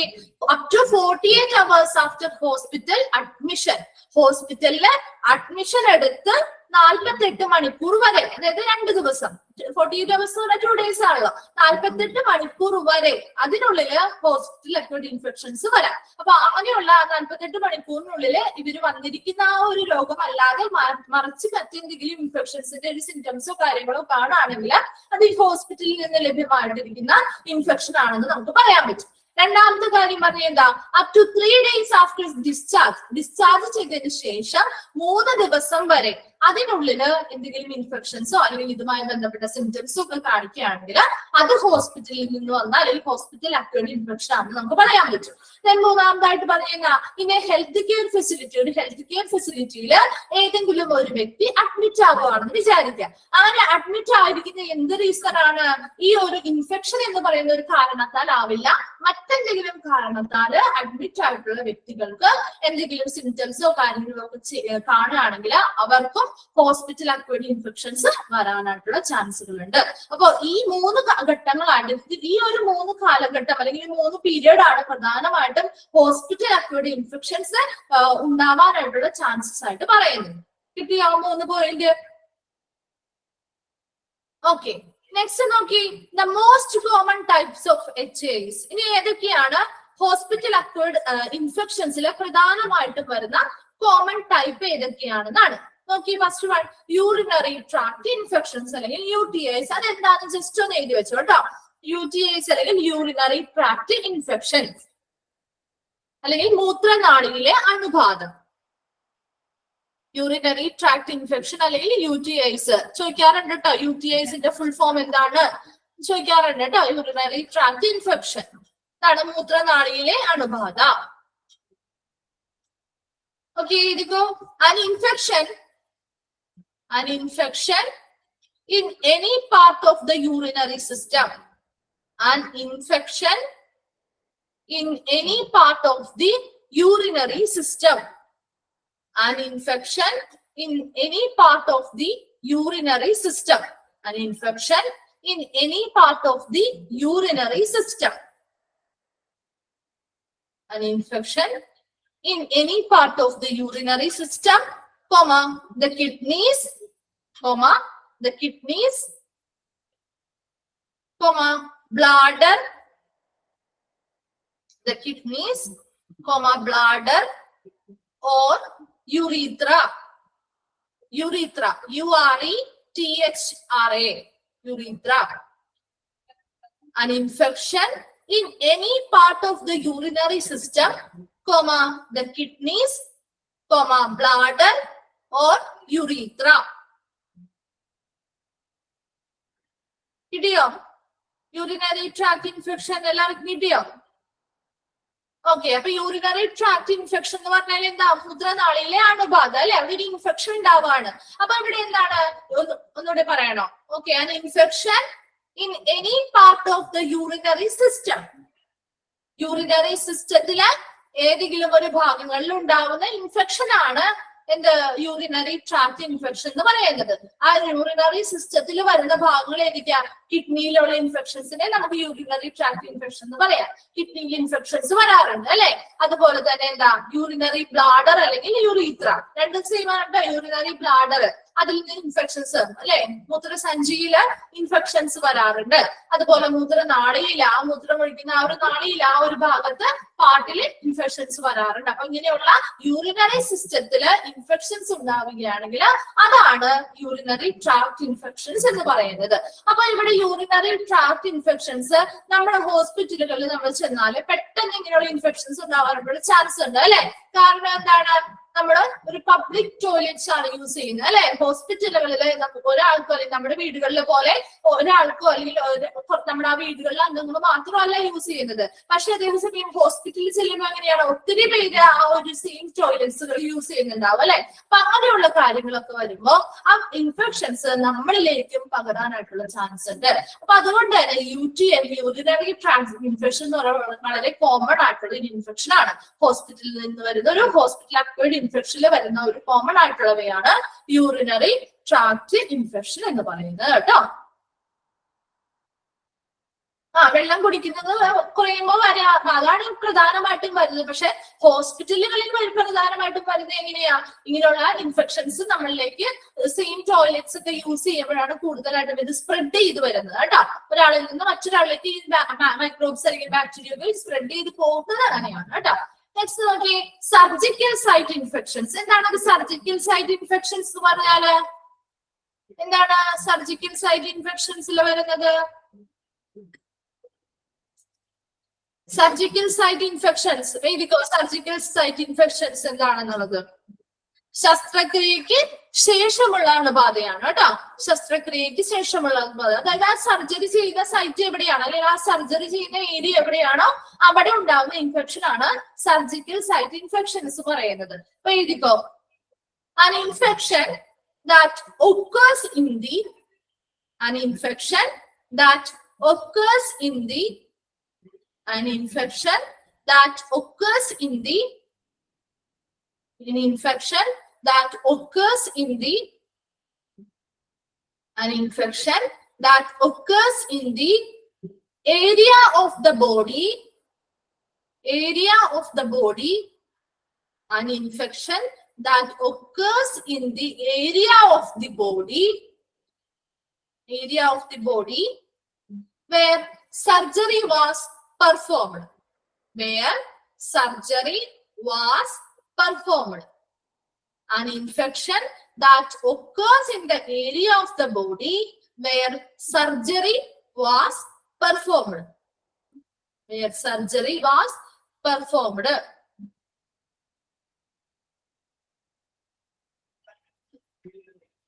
Where surgery was performed. കിട്ടിയോ? Surgical site infections. ഇപ്പൊ സർജിക്കൽ സൈറ്റ് ഇൻഫെക്ഷൻ എന്ന് പറഞ്ഞാൽ ശസ്ത്രക്രിയക്ക് ശേഷമുള്ള അണുബാധയാണ്. അതായത് സർജറി എവിടെയാണ് നമ്മുടെ ബോഡിയിൽ സർജറി ചെയ്തിരിക്കുന്ന ഏരിയ എവിടെയാണോ അവിടെ വരുന്ന ഇൻഫെക്ഷൻ ആണ് സർജിക്കൽ സൈറ്റ് ഇൻഫെക്ഷൻസ് എന്ന് പറയുന്നത്. അപ്പൊ നമ്മുടെ ബോഡിയിൽ ഇപ്പൊ സർജറി ചെയ്യുമ്പോൾ എന്തായാലും മുറിവുകൾ ഉണ്ടാവുമല്ലോ. അപ്പൊ മുറിവുകൾ ഉണ്ടാകുമ്പോൾ അതെന്താണ്? ഇൻഫെക്റ്റഡ് ആവുകയാണെന്നുണ്ടെങ്കിൽ അവിടെ എന്ത് ചെയ്യുന്നുണ്ട്? ഡിസ്ചാർജുകൾ പോലെയോ അല്ലെങ്കിൽ പഴുപ്പുകൾ പോലെയോ അല്ലെങ്കിൽ എന്താണ് ചലം പോലെയുള്ളവയൊക്കെ അവിടെ നിന്ന് ഡിസ്ചാർജുകൾ ആ ബൗൺസിൽ നിന്നും ഡിസ്ചാർജുകൾ ഉണ്ടാവുന്നുണ്ട്. അപ്പൊ അങ്ങനെയുള്ള ഇൻഫെക്ഷൻസ് വന്നു കഴിഞ്ഞാൽ മുറിവ് ഉണങ്ങാനായിട്ട് ഒത്തിരി ബുദ്ധിമുട്ടായിരിക്കും. അപ്പൊ ഇങ്ങനെയുള്ള അതുകൊണ്ട് തന്നെ നമ്മൾ വളരെയധികം എന്താണ് ഇൻഫെക്ഷൻസ് ഒന്നും ഇല്ലാതെ വളരെ പ്രോപ്പർ ആയിട്ട് കെയർ ചെയ്താൽ മാത്രമേ ഇങ്ങനെയുള്ള കാര്യങ്ങൾ ഹോസ്പിറ്റലിൽ വെച്ച് നമുക്ക് കൺട്രോൾ ചെയ്യാനായിട്ട് പറ്റുള്ളൂ. അപ്പൊ സർജിക്കൽ സൈറ്റ് ഇൻഫെക്ഷൻസും ഒരു കോമൺ ആയിട്ട് വരുന്ന ഒരു ഹോസ്പിറ്റൽ അക്യൂർഡ് ഇൻഫെക്ഷൻ ആണ്. നെക്സ്റ്റ് വൺ നോക്കിയേ, ഗ്യാസ്ട്രോ എൻട്രൈറ്റിസ്. എന്താണ് ഗ്യാസ്ട്രോ എന്ന് പറയുന്ന പേര് കൊണ്ട് തന്നെ നമുക്ക് അറിഞ്ഞൂടെ എന്തുമായിട്ട് കണക്റ്റഡ് ആണ് അല്ലെങ്കിൽ ഏത് ഭാഗവുമായിട്ട് റിലേറ്റഡ് ആണ്? ഗ്യാസ്ട്രോ എൻട്രൈറ്റിസ് എന്ന് പറയുന്നത് ഏത് ഭാഗവുമായിട്ടാ? വയർ അല്ലെങ്കിൽ നമ്മുടെ സ്റ്റൊമക്കുമായിട്ട് ബന്ധപ്പെട്ടതാണ് അല്ലെ. അപ്പൊ നോക്കി ഗ്യാസ്ട്രോഎൻട്രൈറ്റിസ് എന്ന് പറയുന്നത് എന്താണെന്ന് നോക്കി വേഗം എഴുതി. ഗ്യാസ്ട്രോഎൻട്രൈറ്റിസ് എന്ന് പറയാം ആമാശയത്തിന്റെയും കുടലിന്റെയും വീക്കമാണ് കേട്ടോ. ആമാശയത്തിന്റെയും കുടലിന്റെയും വീക്കം. മറ്റൊരു പേരും കൂടി പറയും സ്റ്റൊമക് ഫ്ലൂ എന്ന് കൂടി അറിയപ്പെടുന്നുണ്ട് ഗ്യാസ്ട്രോഎൻട്രൈറ്റിസിനെ. വേണമെങ്കിൽ എഴുതിയാൽ മതി, ജസ്റ്റ് മനസ്സിലാക്കാൻ വേണ്ടിയിട്ട് പറയുന്നതാണ് കേട്ടോ. സ്റ്റൊമക് ഫ്ലൂ അല്ലെങ്കിൽ എന്താണ് ആമാശയത്തിന്റെയും കുടലിന്റെയും വീക്കം എന്ന് കൂടി അറിയപ്പെടുന്നുണ്ട് കേട്ടോ ഗ്യാസ്ട്രോഎൻട്രൈറ്റിസ്. ഇനി എന്താണ് ഗ്യാസ്ട്രോഎൻട്രൈറ്റിസ് എന്ന് എഴുതിക്കോ. Is inflammation from an infection is inflammation from an infection is inflammation from an infection inflammation from an infection in your stomach and intestines is inflammation from an infection in your stomach and intestines in your stomach and intestines. കിട്ടിയോ? is inflammation from an infection in your stomach and intestines. Okay, അപ്പൊ ഇവിടെ എന്താ infections അല്ലെങ്കിൽ അണുബാധ എന്തിനെ ബാധിക്കുന്നതാണ്? സ്റ്റൊമക്കിനെയും നമ്മുടെ ഇൻറ്റസ്റ്റൈനെയും കുടലിനെയും ഒക്കെ ബാധിക്കുന്ന ഒരു ഇൻഫെക്ഷൻ ആണ്. ആ ഇൻഫെക്ഷൻ വഴി അവിടെ എന്തുണ്ടാവുന്നുണ്ട്? ഇൻഫ്ലമേഷൻ അല്ലെങ്കിൽ വീക്കം ഉണ്ടാകുന്നുണ്ട്. ആ ഒരു ഇൻഫെക്ഷൻ അല്ലെങ്കിൽ ഇൻഫെക്ഷൻ മൂലം ഉണ്ടാകുന്ന ഇൻഫ്ലമേഷൻ അല്ലെങ്കിൽ വീക്കത്തെയാണ് എന്തെന്ന് പറയാ? ഗ്യാസ്ട്രോഎൻട്രൈറ്റിസ് എന്ന് പറയുന്നത്. അപ്പൊ ഈ ഗ്യാസ്ട്രോഎൻട്രൈറ്റിസ് ഇപ്പൊ ഓരോന്നിനും ഓരോ സിംറ്റംസ് ഉണ്ട് കേട്ടോ ഇങ്ങനെയുള്ള രോഗങ്ങൾ കാണിക്കുമ്പോൾ. അപ്പൊ ഗ്യാസ്ട്രോഎൻട്രൈറ്റിസ് അല്ലെങ്കിൽ നമ്മുടെ വയറുമായിട്ട് ബന്ധപ്പെട്ട് അസുഖങ്ങളൊക്കെ ഉണ്ടാവുമ്പോൾ നമ്മൾ കാണിക്കുന്ന സിംറ്റംസ് എന്തൊക്കെയായിരിക്കും? എന്തൊക്കെയാണ് നമുക്ക് അങ്ങനെ ഒരു വയറുമായിട്ട് നമുക്കൊരു പ്രോബ്ലം ഉണ്ടായിട്ടുണ്ട് എന്നുള്ളത് മനസ്സിലാക്കാൻ വേണ്ടി നമുക്ക് കാണിക്കുന്ന ലക്ഷണങ്ങൾ എന്തൊക്കെയായിരിക്കും? സിംറ്റംസ് എന്തൊക്കെയായിരിക്കും? അല്ലെ പെയിൻ അല്ലെ, പെയിൻ വേദന ഉണ്ടാവുന്നുണ്ട്. പിന്നെ എന്താണ്? പിന്നെ എന്തൊക്കെയാ ഉണ്ടാവുക? പിന്നെ എന്താ ഉണ്ടാവുക? വയറുമായിട്ട് ബന്ധപ്പെട്ട് നമുക്ക് അസുഖങ്ങൾ ഉണ്ടാവുകയാണെങ്കിൽ പെയിൻ വേദന മാത്രമേ തോന്നുള്ളൂ. വൊമിറ്റിംഗ് ഉണ്ടാവും അല്ലെ, വെരി ഗുഡ്. വൊമിറ്റിംഗ്, ഛർദിക്കാൻ തോന്നും. അതുപോലെ സ്റ്റൊമക് പെയിൻ ഉണ്ടാവും. പിന്നെ എന്താ? ബ്ലഡ് കാണാം. അത് ഇച്ചിരി സീരിയസ് ആയിട്ടുള്ള കണ്ടീഷനിലാണെങ്കിൽ. പിന്നെയാണെങ്കിലോ വേറെ എന്തെങ്കിലും ഉണ്ടാവോ? അതെ, കൊളുത്തി പിടിക്കുക അല്ലെങ്കിൽ ഗ്യാസ്ട്രിക് പ്രോബ്ലം അല്ലെ, ഗ്യാസിന്റെ പ്രോബ്ലംസ് ഉണ്ടാവാം. പിന്നെ എന്താ? വയറിളക്കം, ഡയേറിയ ഉണ്ടാവാം അല്ലെ, അസിഡിറ്റി അല്ലെങ്കിൽ വയറിളക്കം പോലെയുള്ള കാര്യം, ഡയേറിയ പോലെയുള്ളത് ഉണ്ടാവാം. പിന്നെ എന്താ? മലബന്ധം അല്ലെ, അതൊക്കെ നമ്മുടെ പ്രധാനമായിട്ട് കോമൺ ആയിട്ട് കാണുന്ന കുറച്ച് സിംറ്റംസ് ആണ് കേട്ടോ. അപ്പൊ അത് ജസ്റ്റ് ഒന്ന് മനസ്സിലാക്കി വെച്ചാൽ മതി. നമുക്ക് അടുത്ത സിംറ്റംസ് പഠിക്കുമ്പോൾ അത് പഠിക്കാം കേട്ടോ. നെക്സ്റ്റ് നോക്കി, ന്യൂമോണിയ. അടുത്ത മെനിഞ്ചൈറ്റിസ് എഴുതിയില്ലല്ലോ നമ്മൾ, മെനിഞ്ചൈറ്റിസ്. നെക്സ്റ്റ് പാർട്ടാണ് മെനിഞ്ചൈറ്റിസ്. 3 നമ്പറിന്റെ 4ാമതാണ് മെനിഞ്ചൈറ്റിസ്. മെനിഞ്ചൈറ്റിസ് ഏതുമായി ബന്ധപ്പെട്ട രോഗമാണ്? ഏത് ഭാഗവുമായി ബന്ധപ്പെട്ടതാണ് നമ്മുടെ ശരീരത്തിലെ? എന്തിനെയാ കൂടുതലായിട്ടും ബാധിക്കുന്ന മെനിഞ്ചൈറ്റിസ്? ഹെഡ് അല്ലെങ്കിൽ നമ്മുടെ ബ്രെയിനുമായിട്ട് ബന്ധപ്പെട്ടതാണ് അല്ലെ. അപ്പൊ നോക്കിയേ, മെനിഞ്ചൈറ്റിസ് എന്നുള്ള എഴുതിക്കോ എന്താണെന്നുള്ളത്. an inflammation of the brain and spinal cord. An inflammation of the brain and spinal cord. An inflammation of the brain and spinal cord. An inflammation of the brain and spinal cord. Spinal cord. An inflammation of the brain and spinal cord. Membranes. Brain and spinal cord. Membranes. Typically caused by an infection. Typically caused by an infection. Typically caused by an infection. Nodi paraya. An inflammation of the brain and the spinal cord membranes typically caused by an infection. കിട്ടിയോ meningitis എന്താണെന്ന്?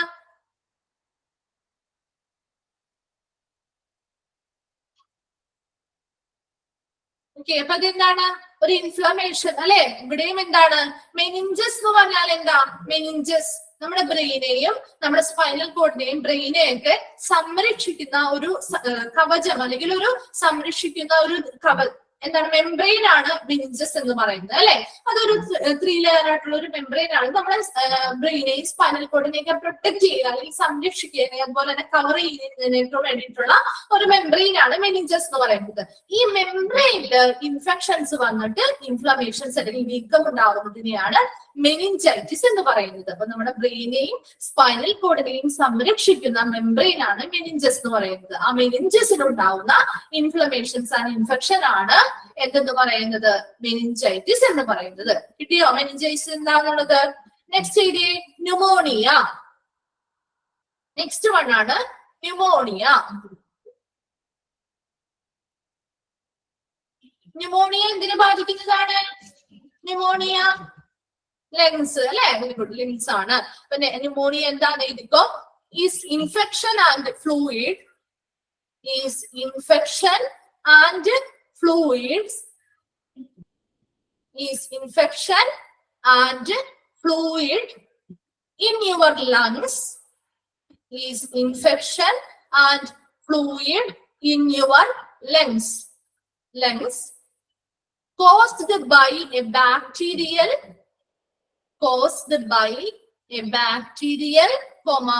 viral, is infection and fluid in your lungs, caused by a bacterial, viral or fungal infection. ഒന്നുകൂടി പറയാം. Pneumonia is infection and fluid in your lungs caused by a bacterial, viral or fungal infections. കിട്ടിയോ? Pneumonia എന്താന്ന് കിട്ടിയോ? എന്താണ് pneumonia? എന്താണ് അവിടെ എന്തിനാണ് infection and infections വന്ന് ഫ്ലൂയിഡ് നിറയുന്ന അവസ്ഥയാണ്. ലങ്സില ഫ്ലൂയിഡ്സ് അല്ലെങ്കിൽ പസ് നിറയുന്ന ഒരു പഴുപ്പ് പോലുള്ള പസ് നിറയുന്ന ഒരു ഫ്ലൂയിഡ് നിറയുന്ന ഒരു അവസ്ഥയാണ് എന്താണ് ന്യൂമോണിയ എന്ന് പറയുന്നത്. എന്തിലാണ്? ലങ്സിന്റെ ഇൻഫെക്ഷൻ ആണ്. അപ്പൊ അവിടെ ഫ്ലൂയിഡ്സ് ഫില്ല് ചെയ്യുന്ന അല്ലെങ്കിൽ നിറയുന്ന ഒരു അവസ്ഥയാണ് ഇൻഫെക്ഷൻസ് വന്നിട്ട്. ആ ഒരു കണ്ടീഷൻ ആണ് ന്യൂമോണിയ എന്ന് പറയുന്നത്. അതൊന്നില്ലെങ്കിൽ ബാക്ടീരിയൽ ഇൻഫെക്ഷൻ ആവാം, വൈറൽ ഇൻഫെക്ഷൻ വഴിയാവാം, അല്ലെങ്കിൽ ഫംഗൽ ഇൻഫെക്ഷൻസ് വഴിയാവാം.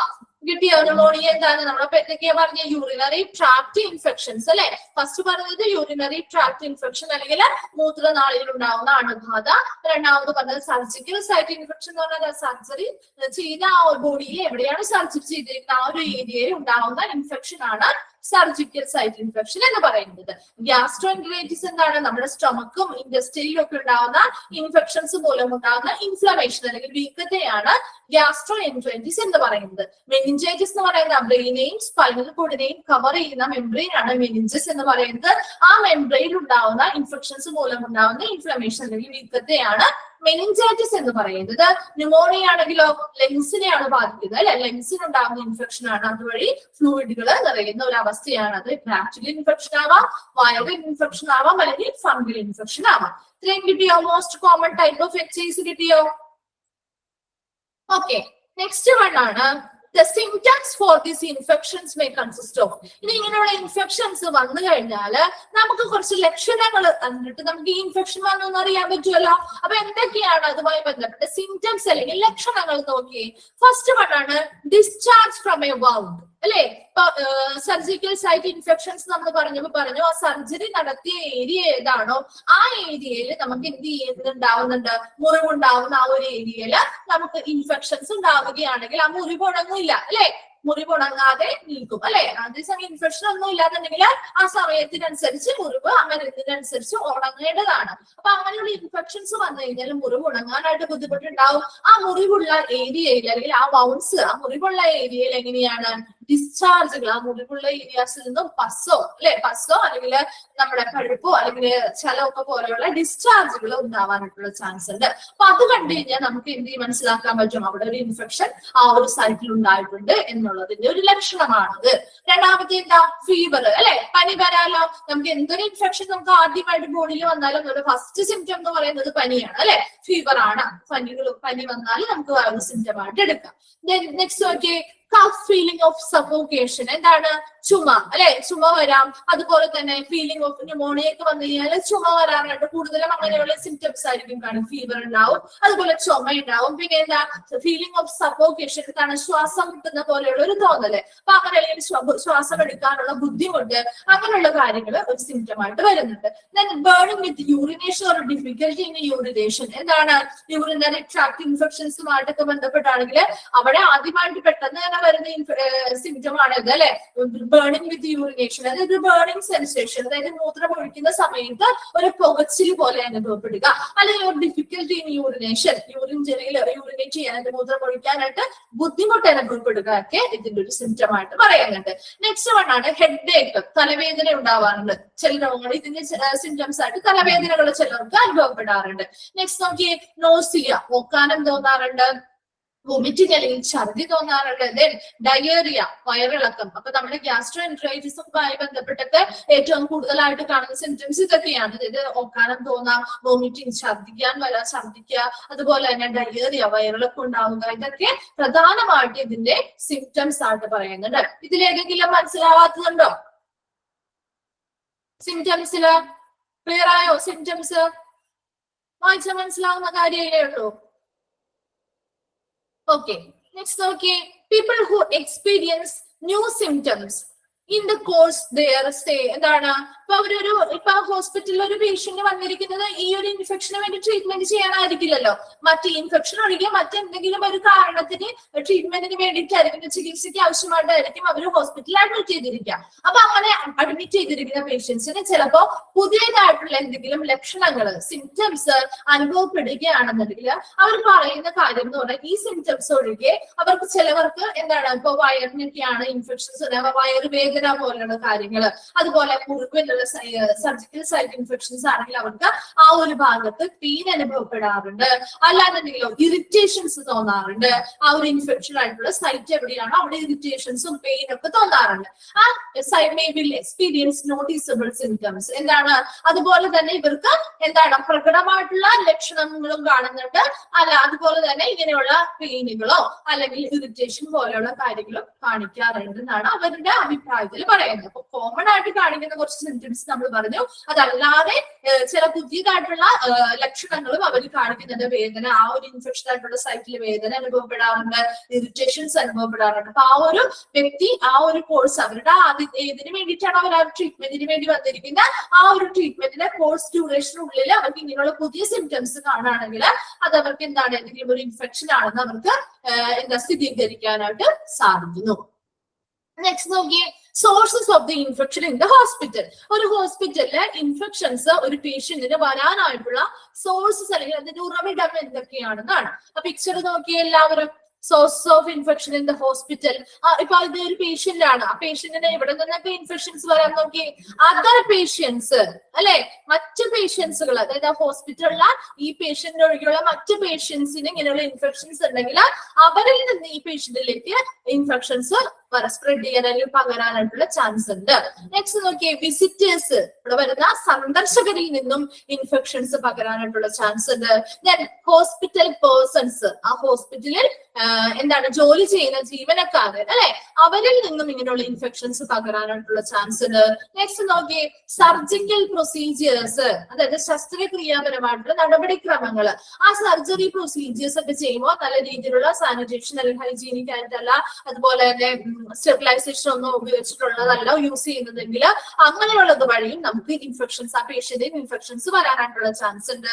ദെൻ എയർ അല്ലെ, വായുവിലൂടെ ഇൻഫെക്ഷൻസ് വരാം. വാട്ടർ ഓർ ഫുഡ്, കണ്ടാമിനേറ്റഡ് അല്ലെങ്കിൽ മലിനമായിട്ടുള്ള വാട്ടറിലൂടെയും ഫുഡിലൂടെയും ഇൻഫെക്ഷൻസ് പകരാം. ദെൻ എന്താണ് പേഷ്യൻസ്, PGs എന്ന് പറയുന്നത് പേഷ്യൻസ് ആണ്. ഇവിടെ പേഷ്യൻസ് നോർമൽ ഫ്ലോറ, നമ്മൾ ഓൾറെഡി പറഞ്ഞില്ലേ, ആ ഒരു പേഷ്യന്റിന്റെ ബോഡിയിൽ തന്നെയുള്ള മൈക്രോ ഓർഗാനിസംസ് അവർ ഓപ്പർച്യൂണിസ്റ്റിക് ആയിട്ട് മാറുകയും രോഗങ്ങൾ അപകടങ്ങൾ ഉണ്ടാവാനുള്ള ചാൻസുകളും ഉണ്ടാവുന്നുണ്ട്. അപ്പൊ അത് അവർക്ക് സ്യൂട്ടബിൾ ആയിട്ടുള്ള എൻവയോൺമെന്റ് അല്ലെങ്കിൽ അന്തരീക്ഷം കിട്ടുമ്പോൾ ആ മൈക്രോബ്സ് എന്ത് ചെയ്യും, അവർ ആക്റ്റീവ് ആവുകയും ഇൻഫെക്ഷൻസ് സ്പ്രെഡ് ചെയ്യാനായിട്ടുള്ള ചാൻസ് ഉണ്ട്. നെക്സ്റ്റ് നോക്കിയേ, ഫോർമേറ്റ് കണ്ടാമിനേഷൻ. ഇവിടെ ഫോർമേറ്റ് എന്നുള്ള ഉദ്ദേശിക്കുന്ന ഒബ്ജക്ട്സ് ആണ്. അതായത് മൈക്രോബ്സ് മായിട്ട് ബന്ധപ്പെട്ട മൈക്രോബ്സുമായിട്ട് കണ്ടാമിനേറ്റഡ് ആവാം, അല്ലെങ്കിൽ മൈക്രോബ്സുമായിട്ട് ബന്ധപ്പെട്ടിരിക്കുന്ന ഓർഗാനിസംസ്, ഇപ്പൊ ഒബ്ജക്ട്സ് ആവാം. ഇപ്പൊ നമ്മുടെ ഡോറ്, ഹോസ്പിറ്റലിലെ ഇപ്പൊ റൂമിന്റെ അല്ലെങ്കിൽ മറ്റെന്തെങ്കിലും ഡിപ്പാർട്ട്മെന്റുകളുടെ ബന്ധപ്പെട്ടുള്ള ഡോർ ഹാൻഡിലുകള്, അതുപോലെ തന്നെ അവിടെ ഉപയോഗിക്കുന്ന മറ്റ് എക്യുപ്മെന്റ്സ് ആവാം, അല്ലെങ്കിൽ ബെഡിങ്ങുകള്, ബെഡ് ലിനൻ ഒക്കെ ഇതിൽ വരാം കേട്ടോ. അപ്പൊ അതെങ്ങനെയാണ്, അവര് മറ്റ് ഒബ്ജക്ട്സ് ആണത്, അതിൽ നിന്നും നമുക്ക് എന്ത് ചെയ്യുന്നു, ഒന്നിൽ നിന്നും ഒന്നിലേക്ക് പകരുന്ന രീതിയിലുള്ള. അപ്പൊ പറ്റുന്ന അതുപോലെ തന്നെ മൈക്രോ ഓർഗാനിസംസ് ആയിട്ട് കോണ്ടാക്റ്റിൽ വന്നിരിക്കുന്ന ബാക്കി എന്ത് എക്യുപ്മെന്റ്സ് ആണ്, അതുപോലെ ലൈറ്റ് ഇടുന്ന സ്വിച്ച് ലൈറ്റുകളില്ലേ, ലൈറ്റ് ഇടാൻ വേണ്ടിയിട്ടുള്ള സ്വിച്ചുകളൊക്കെ ഉണ്ടാവില്ല, അത് കോമൺ ആയിട്ട് പബ്ലിക് ആയിട്ടായിരിക്കും വെച്ചിരിക്കുക അല്ലെ. അപ്പൊ അതിലൊരു വ്യക്തി ആയിരിക്കും അത് ഹാൻഡിൽ ചെയ്യുന്നത്. ഒത്തിരി പേര് അത് കുറയ്ക്കാനും കൂട്ടാനും ഓൺ ആക്കാനും ഓഫ് ആക്കാനും ഒക്കെ ചെയ്യുന്നുണ്ടാവും. അപ്പൊ അങ്ങനെ ഒരു ഇൻഫെക്റ്റഡ് ആയിട്ടുള്ള ആളുകൾ തൊട്ടിരിക്കുന്ന ആ ഒരു പ്രതലം, അങ്ങനെയുള്ള ഒബ്ജക്റ്റിൽ നിന്ന് നമ്മൾ തൊടുമ്പോൾ നമുക്കും ആ ഒരു ഇൻഫെക്ഷൻ പകരാനായിട്ടുള്ള ചാൻസ് ഉണ്ടല്ലോ. അതാണ് ഫോർമേറ്റ് കണ്ടാമിനേഷനിൽ വരുന്നത് കേട്ടോ. നെക്സ്റ്റ് നോക്കി, ഡിവൈസസ്, ഡ്രെയിൻസ് ആൻഡ് കത്തീറ്റേഴ്സ്. എന്താണ് അവിടെ ഹോസ്പിറ്റലിൽ ഉപയോഗിക്കുന്ന ഡിവൈസുകൾ, അതായത് ഉപകരണങ്ങൾ എന്തൊക്കെയാണ്? Device, drains. ഡ്രെയിൻസ് എന്ന് പറഞ്ഞാല് കത്തീറ്റേഴ്സ് എന്ന് പറയുന്ന നമ്മുടെ ഒരു കാർഡിയോളജിസ്റ്റുകൾ യൂസ് ചെയ്തിട്ടാണ്. നമ്മൾ പറഞ്ഞു ഓൾറെഡി കത്തീറ്റേഴ്സ് എന്തിനൊക്കെയാണ് യൂസ് ചെയ്തിരിക്കുന്നത് നമ്മൾ ഓൾറെഡി പ്രീവിയസ് ക്ലാസ്സുകളിലൊക്കെ പഠിച്ചിട്ടുള്ളതാണ്. അപ്പൊ കത്തീറ്റേഴ്സ് മാത്രമല്ല, അങ്ങനെയുള്ള കത്തീറ്റേഴ്സ് സേഫ് ആയിട്ട് യൂസ് ചെയ്തില്ലെങ്കിൽ നമുക്ക് ഇൻഫെക്ഷൻസ് വരാം. അതുപോലെ തന്നെ ഡ്രെയിൻസ് എന്ന് പറയുന്നത് സർജറി പ്രൊസീജിയർ ഒക്കെ ചെയ്ത് കഴിയുമ്പോൾ ആ മുറിവിന്റെ അവിടെ നിന്നും പസ് ഉണ്ടെങ്കിലോ ബ്ലഡ് ഉണ്ടെങ്കിലോ അല്ലെങ്കിൽ ബോഡി ഫ്ലൂയിഡ്സ് ഒക്കെ ഉണ്ടെങ്കിൽ അതൊക്കെ റിമൂവ് ചെയ്യാനായിട്ട് സഹായിക്കുന്ന ട്യൂബ് പോലെയുള്ള ഒരു എക്യുപ്മെന്റ് ആണ് ഡ്രെയിൻസ് എന്ന് പറയുന്നത്. അപ്പൊ അങ്ങനെയുള്ള ഡ്രെയിൻസോ അല്ലെങ്കിൽ കത്തീറ്റേഴ്സോ പോലെയുള്ള ഡിവൈസുകൾ, അങ്ങനെയുള്ള ഡിവൈസസ് ഉപകരണങ്ങളൊക്കെ യൂസ് ചെയ്യുമ്പോൾ അങ്ങനെയുള്ള ഉപകരണങ്ങളിൽ കണ്ടാമിനേഷൻസ് വന്നു കഴിഞ്ഞാൽ അതിൽ നിന്നും നമുക്ക് എന്ത് ചെയ്യാം, ഇൻഫെക്ഷൻസ് വരാനായിട്ടുള്ള ചാൻസ് ഉണ്ട്. അപ്പൊ സോഴ്സ് ഓഫ് ഇൻഫെക്ഷൻസ് ഒന്ന് വേഗം നോക്കിയേ. മറ്റ് പേഷ്യൻസിൽ നിന്ന് വരാം, വിസിറ്റേഴ്സ് അല്ലെ, സന്ദർശകരിൽ നിന്ന് വരാം, ഹോസ്പിറ്റലിലെ ജീവനക്കാരിൽ നിന്ന് വരാം, സർജിക്കൽ പ്രൊസീജിയേഴ്സിൽ നിന്ന് പ്രോപ്പർ ആയിട്ടുള്ള സർജിക്കൽ പ്രൊസീജിയേഴ്സ് ചെയ്തിട്ടില്ല എങ്കിൽ, ഹൈജീനിക് അല്ല എന്നുണ്ടെങ്കിൽ അതിൽ നിന്ന് ഇൻഫെക്ഷൻസ് വരാം. പിന്നെ എന്താ, വായുവിൽ നിന്ന് വരാം, കണ്ടാമിനേറ്റഡ് ഫുഡ് ആൻഡ് വാട്ടറിൽ നിന്ന് വരാം. പിന്നെ പേഷ്യൻസ് നോർമൽ ഫ്ലോർ ആയത് പേഷ്യൻസിന്റെ ബോഡിയിലുള്ള നോർമൽ ആയിട്ടുള്ള മൈക്രോ ഓർഗാനിസംസ്, അവരുടെ സ്കിന്നിലുള്ള ആയിട്ടുള്ള മൈക്രോ ഓർഗാനിസംസ് അവരവരുടെ എന്താണ് ആക്റ്റീവ് ആവാൻ വേണ്ടിയിട്ട് നല്ല സൂട്ടബിൾ ആയിട്ടുള്ള എൻവയോൺമെന്റ് കിട്ടുമ്പോൾ അവർ ഓപ്പർച്യൂണിസ്റ്റിക് ആവുകയും അവരുമായിട്ട് ഇൻഫെക്ഷൻസ് സ്പ്രെഡ് ചെയ്യാനായിട്ടുള്ള ചാൻസ് ഉണ്ട്. നെക്സ്റ്റ് എന്താ, ഫോർമേറ്റ് കണ്ടാമിനേഷൻ. അവിടെ മൈക്രോബ്സുമായിട്ട് കോണ്ടാക്റ്റിൽ വന്നിരിക്കുന്ന ഒബ്ജക്ട്സുകൾ, അതായത് ഗ്ലാസിന്റെ ഡോറ് ഹാൻഡിലുകൾ ആവാം, അല്ലെങ്കിൽ ലൈറ്റ് സ്വിച്ചസ് ആവാം, അങ്ങനെ ഒത്തിരി കാര്യങ്ങളുണ്ട് അല്ലെ. അവരുമായിട്ട് ബന്ധപ്പെട്ട് അല്ലെങ്കിൽ അവർ തൊട്ട് ഇൻഫെക്റ്റഡ് ആയിരിക്കുന്ന സ്ഥലവുമായി ബന്ധപ്പെട്ട് നമ്മൾ അതിന്റെ തിരിച്ചു തൊടുമ്പോൾ നമ്മളിലേക്കും ഇൻഫെക്ഷൻസ് വരാനായിട്ടുള്ള ചാൻസ് ഉണ്ട്. അതാണ് ഫോർമേറ്റ് കണ്ടാമിനേഷനിൽ പറയുന്നത്. Then devices, drains and catheter. അതുപോലെ എന്താണ്, അവിടെയുള്ള ഉപകരണങ്ങള്, ഡ്രെയിൻസ്, അതുപോലെ തന്നെ കത്തീറ്റേഴ്സ് ഒക്കെ യൂസ് ചെയ്തിട്ടുണ്ട്. അതിൽ നിന്നും നമുക്ക് ഇൻഫെക്ഷൻസ് ആ ഒരു പേഴ്സണ് വരാനായിട്ടുള്ള ചാൻസ് ഉണ്ട്. അപ്പൊ സോഴ്സസ് ഓഫ് ഇൻഫെക്ഷൻ ഇൻ ഹോസ്പിറ്റലിൽ മനസ്സിലായോ? വളരെ സിമ്പിൾ ആയിട്ടുള്ള കാര്യങ്ങളാണ് കേട്ടോ. ഈ ചാപ്റ്ററിൽ വലിയ ഡീറ്റെയിൽഡ് ആയിട്ട് കുറെ ഒത്തിരി ഇതായിട്ടൊന്നും പഠിക്കാനില്ല കേട്ടോ. നമുക്ക് നെക്സ്റ്റ് ക്ലാസ് അശ്വതി ടീച്ചർ അല്ലേ? അപ്പോ അശ്വതി ടീച്ചർ ലീവാണ്. അപ്പൊ ഞാൻ തന്നെ ആയിരിക്കും നിങ്ങൾക്ക് കണ്ടിന്യൂ ചെയ്യാം കേട്ടോ. അപ്പൊ ഒരു 5 മിനിറ്റ് ബ്രേക്ക് എടുത്തു. ആരും ലീവ് ചെയ്ത് പോവണ്ട, ജസ്റ്റ് ഒരു 5 മിനിറ്റ്സ് ബ്രേക്ക് വേണോ? ബ്രേക്ക് വേണ്ട. ഓക്കെ, ഇതൊന്ന് കണ്ടിന്യൂ ചെയ്തിട്ട് നമുക്ക് കുറച്ചും കൂടി ഒന്ന് കണ്ടിന്യൂ ചെയ്തെടുത്തിട്ട് നിങ്ങൾക്ക് വിട്ടാൽ മതിയോ? ഓക്കെ, അപ്പൊ നമുക്കൊന്ന് കണ്ടിന്യൂ ചെയ്യാം. അത് കഴിഞ്ഞ് നിങ്ങൾക്കൊരു ഹാഫ് ആൻ അവർ കൂടി ഉണ്ടാവുള്ളൂ. നെക്സ്റ്റ് ഒരു പേജും കൂടി ഈ ഒരു ട്രാൻസ്മിഷനും കൂടി പറഞ്ഞിട്ട് നമുക്ക് കംപ്ലീറ്റ് നിർത്താം കേട്ടോ. അപ്പൊ അത് കഴിഞ്ഞിട്ട് നിങ്ങൾക്ക് ഫ്രീ ആവാം. ഓക്കെ എന്നാൽ നമുക്ക് കണ്ടിന്യൂ ചെയ്യാം. ഓക്കെ, നെക്സ്റ്റ് നോക്കിയേ, who is at risk for nosocomial infection. ഇനി ആരൊക്കെയാണ് നോസോകോമിയൽ ഇൻഫെക്ഷൻസ്? അതായത് നമുക്ക് എല്ലാ പേഷ്യൻസിനും ചിലപ്പോൾ ഇങ്ങനെയുള്ള ഇൻഫെക്ഷൻസ് ഹോസ്പിറ്റലിൽ ചെന്നാലും വരണമെന്നില്ല അല്ലെ. അപ്പൊ ചിലർക്ക് പെട്ടെന്ന് ഇങ്ങനെയുള്ള ഇൻഫെക്ഷൻസ് വരാനുള്ള അപകട സാധ്യത കൂടുതലുള്ളവരുണ്ടാവും. അതെങ്ങനെയുള്ള കേസുകളിലാണെന്ന് നോക്കി. Those who are admitted to a healthcare facility are at high risk for contracting a HAI. അല്ലെ, ഒരു ഹോസ്പിറ്റൽ അക്വേർഡ് ഇൻഫെക്ഷൻസുമായിട്ട് ബന്ധപ്പെട്ട് ഏറ്റവും അപകട സാധ്യതയുള്ള ആളുകൾ എന്ന് പറഞ്ഞാൽ ഹോസ്പിറ്റൽ ഹോസ്പിറ്റലിൽ അഡ്മിറ്റ് ആയി കഴിഞ്ഞിട്ടുള്ള ആളുകൾ തന്നെയാണ്. ഇനി for some bacteria the risk may also depend on. ഇനി ചില ബാക്ടീരിയാസിന്റെ കേസുകളിൽ അവിടെ നിന്നുണ്ടാവുന്നുണ്ട്. ചില ബാക്ടീരിയാസിന്റെ കേസുകളിൽ ഇങ്ങനെയുള്ള അപകട സാധ്യതകൾ ചിലപ്പോൾ കൂടാനായിട്ടുള്ള ചാൻസ് ഉണ്ട്. അപ്പൊ ഇങ്ങനെയുള്ള കുറച്ച് കാര്യങ്ങൾ, അതായത് ഹോസ്പിറ്റലിൽ അഡ്മിറ്റ് ആയി കഴിഞ്ഞിട്ടുള്ള പേഷ്യൻസിനാണ് ഏറ്റവും കൂടുതൽ അപകട സാധ്യതകൾ ഉള്ളത്. ഏതൊരു പേഷ്യന്റിനും ഹോസ്പിറ്റൽ അക്യൂട്ട് ഇൻഫെക്ഷൻസ് വരാം. എന്നാൽ ചില കണ്ടീഷനിലുള്ളവർക്ക് കൂടുതലാണ് അതിന്റെ ഒരു അപകട സാധ്യത എന്ന് പറയുന്നത്. അത് എങ്ങനെയുള്ള പേഷ്യൻസ് ആണെന്നാണ് നോക്കുന്നത്. ഫസ്റ്റ് വൺ നോക്കിയേ, പേഷ്യന്റ് ഹോസ്പിറ്റൽ റൂംമേറ്റുകൾ അല്ലെ. അപ്പൊ നമ്മുടെ റൂംമേറ്റ്, ഇപ്പൊ നമ്മൾ ഒരു ഹോസ്പിറ്റലിൽ അഡ്മിറ്റ് ആയി, അവിടെ നമ്മുടെ റൂംമേറ്റിന് ഇങ്ങനെ എന്തെങ്കിലും ഒരു ഇൻഫെക്ഷൻ ഉള്ള റൂംമേറ്റുകളാണ് എന്നുള്ളതെങ്കിൽ നമ്മുടെ വാർഡുകളിലൊക്കെ നമ്മൾ ട്രീറ്റ്മെന്റ് ചെയ്യാമല്ലോ. അപ്പൊ അങ്ങനെ വാർഡുകളിലൊക്കെ കിടക്കുമ്പോ നമ്മുടെ ആ റൂംമേറ്റ്, അടുത്ത് കിടക്കുന്ന ആ റൂംമേറ്റിന് ഇങ്ങനെ എന്തെങ്കിലും ഒരു ഇൻഫെക്ഷൻ ഉണ്ടെന്നുണ്ടെങ്കിൽ നമ്മളിലേക്ക് പെട്ടെന്ന് പകരാനായിട്ടുള്ള ചാൻസ് ഉണ്ട് അല്ലെ. അപ്പൊ നമ്മളൊരു ഹൈ റിസ്കിലാണ്, അപകട സാധ്യത ഏറ്റവും കൂടുതലായിട്ടുള്ള കണ്ടീഷനിലാണ് നിൽക്കുന്നത്. അങ്ങനെയുള്ള പേഷ്യൻസിന് എന്ത് ചെയ്യാം, അപകട സാധ്യത ഉടനെ തന്നെ റിസ്ക് ആണ്. അങ്ങനെയുള്ള ഇൻഫെക്ഷൻസ് വരാനായിട്ടുള്ള ഒരു ചാൻസ് കൂടുതലാണ്. രണ്ടാമത്തെ ഏജ്, പ്രായം ഒരു മാനദണ്ഡമാണ് അല്ലെ. പാർട്ടിക്കുലർലി പ്രധാനമായിട്ടും ഇങ്ങനെയാണ്, if patient is more than 70 years old, 70 വയസ്സിൽ കൂടുതലായിട്ടുള്ള പേഷ്യൻസ് ആണെന്നുണ്ടെങ്കിൽ അവർക്ക് പ്രതിരോധ ശക്തി കുറഞ്ഞു വരികയായിരിക്കും അല്ലെ. പ്രായമാകുന്നതോടും നമ്മുടെ ആ ഒരു ഇമ്മ്യൂൺ സിസ്റ്റം പവർ എന്ന് പറയുന്നത് വളരെ കുറവായിട്ട് വന്നുകൊണ്ടിരിക്കുകയാണ്. അപ്പൊ അങ്ങനെയുള്ള 70 വയസ്സിന് മുകളിലുള്ള പേഷ്യൻസ് ആണെങ്കിൽ അവരുടെ ആ ഒരു പ്രായത്തിന്റെ ബേസിസിൽ അവർക്ക് പെട്ടെന്ന് ഇൻഫെക്ഷൻസ് വരാനായിട്ടുള്ള ചാൻസുകളുണ്ട്. നെക്സ്റ്റ് നോക്കിയേ, ഹൗ ലോങ് പേഷ്യന്റ് എന്നാണ് കേട്ടോ അവിടെ. How long patient has been using antibiotics? Antibiotics ഒത്തിരി നാളെ നമ്മൾ യൂസ് ചെയ്യുന്നു, കണ്ടിന്യൂസ് ആയിട്ട് നമ്മൾ ഉപയോഗിച്ച എന്താ പ്രശ്നം, എന്തെങ്കിലും പ്രോബ്ലം ഉണ്ടാകുമോ? ആന്റിബയോട്ടിക്സ് എന്തെങ്കിലും പ്രോബ്ലം ഉണ്ടാവോ? ആന്റിബയോട്ടിക്സ് നമ്മൾ കണ്ടിന്യൂസ് ആയിട്ട് യൂസ് ചെയ്താല് എന്താണ് പ്രശ്നം ഉണ്ടാവുക? ഒന്ന് ആലോചിച്ച് നോക്കി. എന്താണ് പ്രോബ്ലം ഉണ്ടാവുക? ഇമ്മ്യൂണിറ്റി കുറയും അല്ലെ.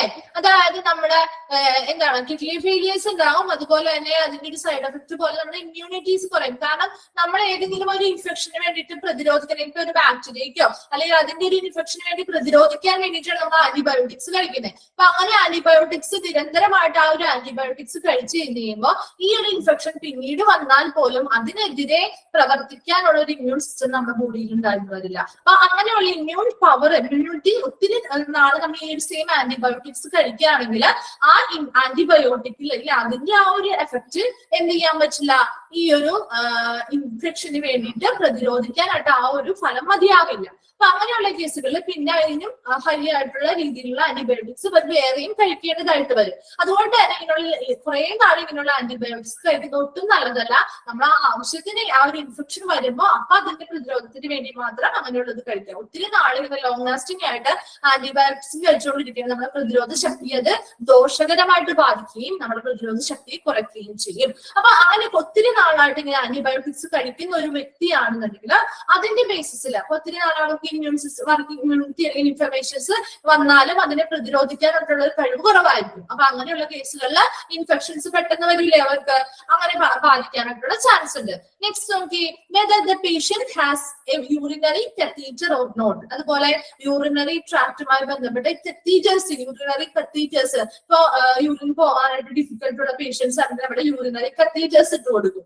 അപ്പൊ അങ്ങനെ യൂറിനറി കത്തീറ്റേഴ്സ് പോലെയുള്ളവയൊന്നും ഒത്തിരി നാളെ നമ്മുടെ ബോഡിയിൽ അങ്ങനെ കത്തീറ്റേഴ്സ് ഇടാൻ പാടില്ല. അപ്പൊ അങ്ങനെയുള്ള കത്തീറ്റേഴ്സ് എടുത്ത പേഷ്യൻസ് ആണെങ്കിൽ അവർക്ക് പെട്ടെന്ന് ഇൻഫെക്ഷൻസ്, അതുമായി ബന്ധപ്പെട്ട് ഇൻഫെക്ഷൻസ് വരാനായിട്ടുള്ള റിസ്ക് കൂടുതലാണ്. നെക്സ്റ്റ് നോക്കി, ലെങ്തി ICU സ്റ്റേസ്, അതായത് ICUവിൽ എന്തെങ്കിലും സീരിയസ് ആയിട്ടുള്ള ഡിസീസ് അല്ലെങ്കിൽ സീരിയസ് ആയിട്ടുള്ള കണ്ടീഷൻസുമായിട്ട് ട്രീറ്റ്മെന്റ് നടത്തുന്ന ആളുകളാണെന്നുണ്ടെങ്കിൽ അവർ ഒത്തിരി നാൾ ആ ഒരു ICUവിന്റെ ആ ഒരു കണ്ടീഷൻ, അവിടെ ഒരു അറ്റ്മോസ്ഫിയർ എന്ന് പറഞ്ഞാൽ ഹോസ്പിറ്റലിന്റെ ആ ഒരു ഇൻഫെക്ഷൻസ് വരാനുള്ള ചാൻസ് കൂടുതലാണ് അല്ലെ. അപ്പൊ കുറെ നാൾ ആ ഒരു ICUവിൽ തന്നെ അവര് സ്റ്റേ ചെയ്യുകയാണെങ്കിൽ, താമസിച്ച് ചികിത്സ ചെയ്തുകൊണ്ടിരിക്കുകയാണെന്നുണ്ടെങ്കിൽ അങ്ങനെ ഉള്ള കണ്ടീഷൻസിലും അവർക്ക് ഇൻഫെക്ഷൻസ് വരാനായിട്ടുള്ള ചാൻസ് കൂടുതലാണ്. അവർ ആ ഒരു എൻവയോൺമെന്റിൽ നിന്ന് പുറത്തു പോകുന്നില്ലല്ലോ. അപ്പൊ ആ ഒരു ഇൻഫെക്ഷൻസിന് എപ്പോഴും അവർ ഹൈ റിസ്കിലായിട്ടുള്ള ആളുകളായിരിക്കും. നെക്സ്റ്റ് നോക്കിയേ, whether patient has been in A comma. ഒരു കോമയിലുള്ള പേഷ്യൻസ് ആണെന്നുണ്ടെങ്കിൽ അങ്ങനെയുള്ള പേഷ്യൻസ് എല്ലാം ഒന്നുകൂടി പറയാട്ടോ നമുക്ക്. അപ്പൊ കോമയിലുള്ള പേഷ്യൻസ് ആണെന്നുണ്ടെങ്കിൽ അങ്ങനെ കോമയിലുള്ള പേഷ്യൻസിന് ഈ പറഞ്ഞുകൊണ്ട് അവരുടെ ചികിത്സയുമായി ബന്ധപ്പെട്ട് അവർക്ക് അവിടെ തന്നെ ആ ഹോസ്പിറ്റലിൽ ആ ഒരു കണ്ടീഷനിൽ തന്നെ തുടരേണ്ടതായിട്ട് വരും. അപ്പൊ അങ്ങനത്തെ കേസുകളിലും അവർക്ക് ഇങ്ങനെയുള്ള ഹോസ്പിറ്റൽ അക്യൂട്ട് ഇൻഫെക്ഷൻസ് വരാനായിട്ടുള്ള ചാൻസ് ഉണ്ട്. ഇനി ട്രോമ എന്താണ്, എന്തെങ്കിലും ആഘാതങ്ങൾ സംഭവിച്ചവർക്ക് അവരുടെ ചികിത്സയുമായി ബന്ധപ്പെട്ട് ഇങ്ങനെയുള്ള ഇൻഫെക്ഷൻസ് പെട്ടെന്ന് വരാനായിട്ടുള്ള ചാൻസുകളുണ്ട്. അപ്പൊ ഇങ്ങനെയുള്ള കേസുകളിലൊക്കെ അവർ കുറച്ച് നാളധികം നാളെ ആ ഹോസ്പിറ്റലിൽ താമസിക്കുകയും ചികിത്സ ചെയ്യേണ്ടതായിട്ട് വരും. അപ്പൊ അത്രയും റിസ്ക് എത്ര നാൾ ആ ഒരു ഹോസ്പിറ്റലിൽ എത്ര സമയം നിൽക്കുന്നോ അത്രയും സമയം അവർക്ക് ഹോസ്പിറ്റൽ ഇൻഫെക്ഷൻസ് വരാനായിട്ടുള്ള ചാൻസുകൾ അല്ലെങ്കിൽ റിസ്കുകൾ ഏറ്റവും കൂടിയാണ് വരുന്നത്. ഞാൻ ത്രെറ്റൻഡ് ഇമ്മ്യൂൺ സിസ്റ്റം, ഇനി ഓരോ പേഷ്യൻസിലും അവരുടെ ആ ഒരു ഇമ്മ്യൂൺ സിസ്റ്റം അല്ലെങ്കിൽ അവരുടെ ആ ഒരു പ്രതിരോധ ശക്തിയുമായി ബന്ധപ്പെട്ട് ആ ഒരു ഇമ്മ്യൂൺ സിസ്റ്റത്തിന് എന്തെങ്കിലും ത്രെറ്റനിങ് അല്ലെങ്കിൽ ദോഷമോ എന്തെങ്കിലും തകരാറുകളൊക്കെ ഉള്ള പേഷ്യൻസ് ആണെന്നുണ്ടെങ്കിൽ അവർക്ക് ഇൻഫെക്ഷൻസ് പെട്ടെന്ന് വരാനായിട്ടുള്ള ചാൻസ് ഉണ്ട്. അപ്പൊ എന്തൊക്കെയാണ് പറഞ്ഞത്? ഫസ്റ്റ് പറയുന്നത് പേഷ്യൻസിന്റെ ഹോസ്പിറ്റൽ റൂംമേറ്റുകൾ, ആ റൂംമേറ്റുകൾ എങ്ങനെയാണ്, അവർക്ക് ഇൻഫെക്ഷൻസ് ഉള്ള റൂംമേറ്റുകളാണ് നമ്മുടെ കൂടെ ഉള്ളതെങ്കിൽ അവരിൽ നിന്ന് പെട്ടെന്ന് നമ്മളിലേക്ക് ഇൻഫെക്ഷൻസ് പകരാനായിട്ടുള്ള ചാൻസ് ഉണ്ട്. രണ്ടാമത് പറഞ്ഞ എന്താ, ഏജ് ഒരു പ്രധാനമായിട്ടുള്ള കാര്യമാണ് അല്ലെ. അതായത് 70 വയസ്സിന് കൂടുതലുള്ള ആളുകളാണെങ്കിൽ അവർക്ക് ഇൻഫെക്ഷൻസ് പെട്ടെന്ന് വരാനായിട്ടുള്ള സാധ്യതയുണ്ട്. മൂന്നാമതായിട്ട് പറഞ്ഞ എന്താ, how long patient has been using antibiotics, എത്ര നാൾ അവർ ആന്റിബയോട്ടിക്സ് യൂസ് ചെയ്തിരുന്നു എന്നുള്ളതിന്റെ ബേസിസിൽ അവർക്ക് പെട്ടെന്ന് ഇൻഫെക്ഷൻസ് വരാനായിട്ടുള്ള ചാൻസുകൾ കൂടുതലാണ്. നെക്സ്റ്റ് നോക്കിയേ, whether the patient has urinary catheter or not. അതായത് യൂറിനറി കത്തീറ്റർ എന്ന് പറയുന്നത് മൂത്രം ഒഴിക്കാനായിട്ട് ഡിഫിക്കൽട്ട് വരുന്ന പേഷ്യൻസിന് അവർ എന്ത് ചെയ്യുന്നു, ട്യൂബുകൾ ഇട്ട് കൊടുക്കണം. കാണാറില്ലേ, യൂറിനറി കത്തീറ്റേഴ്സ് ആണത്. അതായത് കത്തീറ്ററൈസേഷൻ വഴി ട്യൂബുകൾ ഇട്ട് കൊടുക്കും. അങ്ങനെയുള്ള കത്തീറ്റേഴ്സ് യൂസ് ചെയ്യുന്നത് ഒത്തിരി നാൾ യൂസ് ചെയ്യുന്നത് നല്ലതല്ല. അത് വളരെ ഷോർട്ട് പീരീഡിന് വേണ്ടി മാത്രമേ പാടുള്ളൂ. അപ്പൊ അങ്ങനെയുള്ള കേസുകളിൽ ഒത്തിരി നാളുകളുള്ള യൂറിനറി കത്തീറ്റേഴ്സ് യൂസ് ചെയ്യുന്ന പേഷ്യൻസ് ആണെങ്കിൽ അവർക്ക് അതുമായി ബന്ധപ്പെട്ട് യൂറിനറി ട്രാക്ട് ഇൻഫെക്ഷൻ പോലുള്ള ഇൻഫെക്ഷൻസ് പെട്ടെന്ന് വരാനായിട്ടുള്ള ചാൻസുകൾ കൂടുതലാണ്. നെക്സ്റ്റ് പറഞ്ഞാൽ ലെങ്തി ICU സ്റ്റേസ്, അതൊക്കെ ഒരുപോലെ തന്നെ അല്ലെ. കുറെ നാൾ ICUല് കിടന്നുകൊണ്ട് അവർ ചികിത്സ നേടിയാലും, അതുപോലെ കോമ സ്റ്റേജിലുള്ള പേഷ്യന്റ് ആണെങ്കിലും ട്രോമ എന്തെങ്കിലും ആഘാതവുമായി ബന്ധപ്പെട്ട് ചികിത്സ തേടുന്നവരാണെങ്കിലും ഒത്തിരി നാൾ അവർക്ക് ഹോസ്പിറ്റലിൽ താമസിച്ചുകൊണ്ട് ചികിത്സ തേടേണ്ടതായിട്ട് വരും. അപ്പൊ അങ്ങനെയുള്ള പേഷ്യൻസ് ഒക്കെ ഈ ഒരു ഇൻഫെക്ഷൻ ഉണ്ടാവാനായിട്ട് ഹൈ റിസ്കിലാണെങ്കിൽ അപകട സാധ്യത അവർക്ക് വളരെ കൂടുതലാണ്.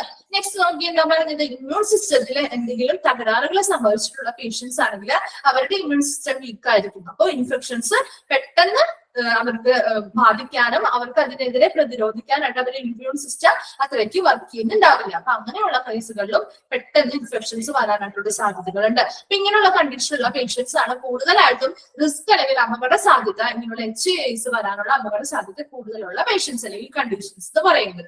ഇത്രയും ക്ലിയർ ആയോ? ഓക്കെ, നെക്സ്റ്റ് മോഡ് ഓഫ് ട്രാൻസ്മിഷനും കൂടി നമുക്കൊന്ന് എടുത്തേക്കാം കേട്ടോ. അപ്പൊ മോഡ് ഓഫ് ട്രാൻസ്മിഷൻ വളരെ സിമ്പിൾ ആണ്. നിങ്ങൾ ജസ്റ്റ് കേട്ടിരിക്കുക കേട്ടോ, മനസ്സിലാക്കിയിരുന്നാൽ മതി അത് എന്താണെന്നുള്ളത്. ഒക്കെ ബൈഹാർട്ട് ചെയ്ത് പഠിക്കണമെന്നൊന്നുമില്ല കേട്ടോ.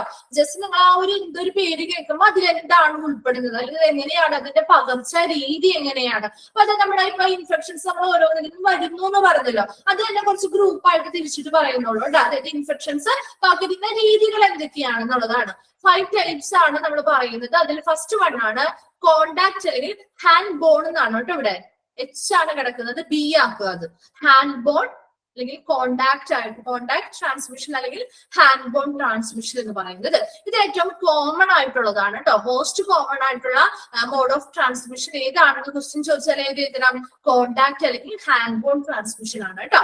അപ്പൊ ഇവിടെ എന്താണ്, കോണ്ടാക്ട് ട്രാൻസ്മിഷനെ രണ്ട് സബ് ഗ്രൂപ്പ് ആയിട്ട് ഡിവൈഡ് ചെയ്തിട്ടുണ്ട്. അതായതൊക്കെയാണ് ഡയറക്റ്റ് കോണ്ടാക്ട് ട്രാൻസ്മിഷനും ഇൻഡയറക്റ്റ് കോണ്ടാക്ട് ട്രാൻസ്മിഷനും. കിട്ടിയോ? അപ്പൊ മോഡ് ഓഫ് ട്രാൻസ്മിഷൻ അതില് ഫസ്റ്റ് വൺ ആണ് കോണ്ടാക്ട് അല്ലെങ്കിൽ ഹാൻഡ് ബോൺ ട്രാൻസ്മിഷൻ എന്ന് പറയുന്നത്.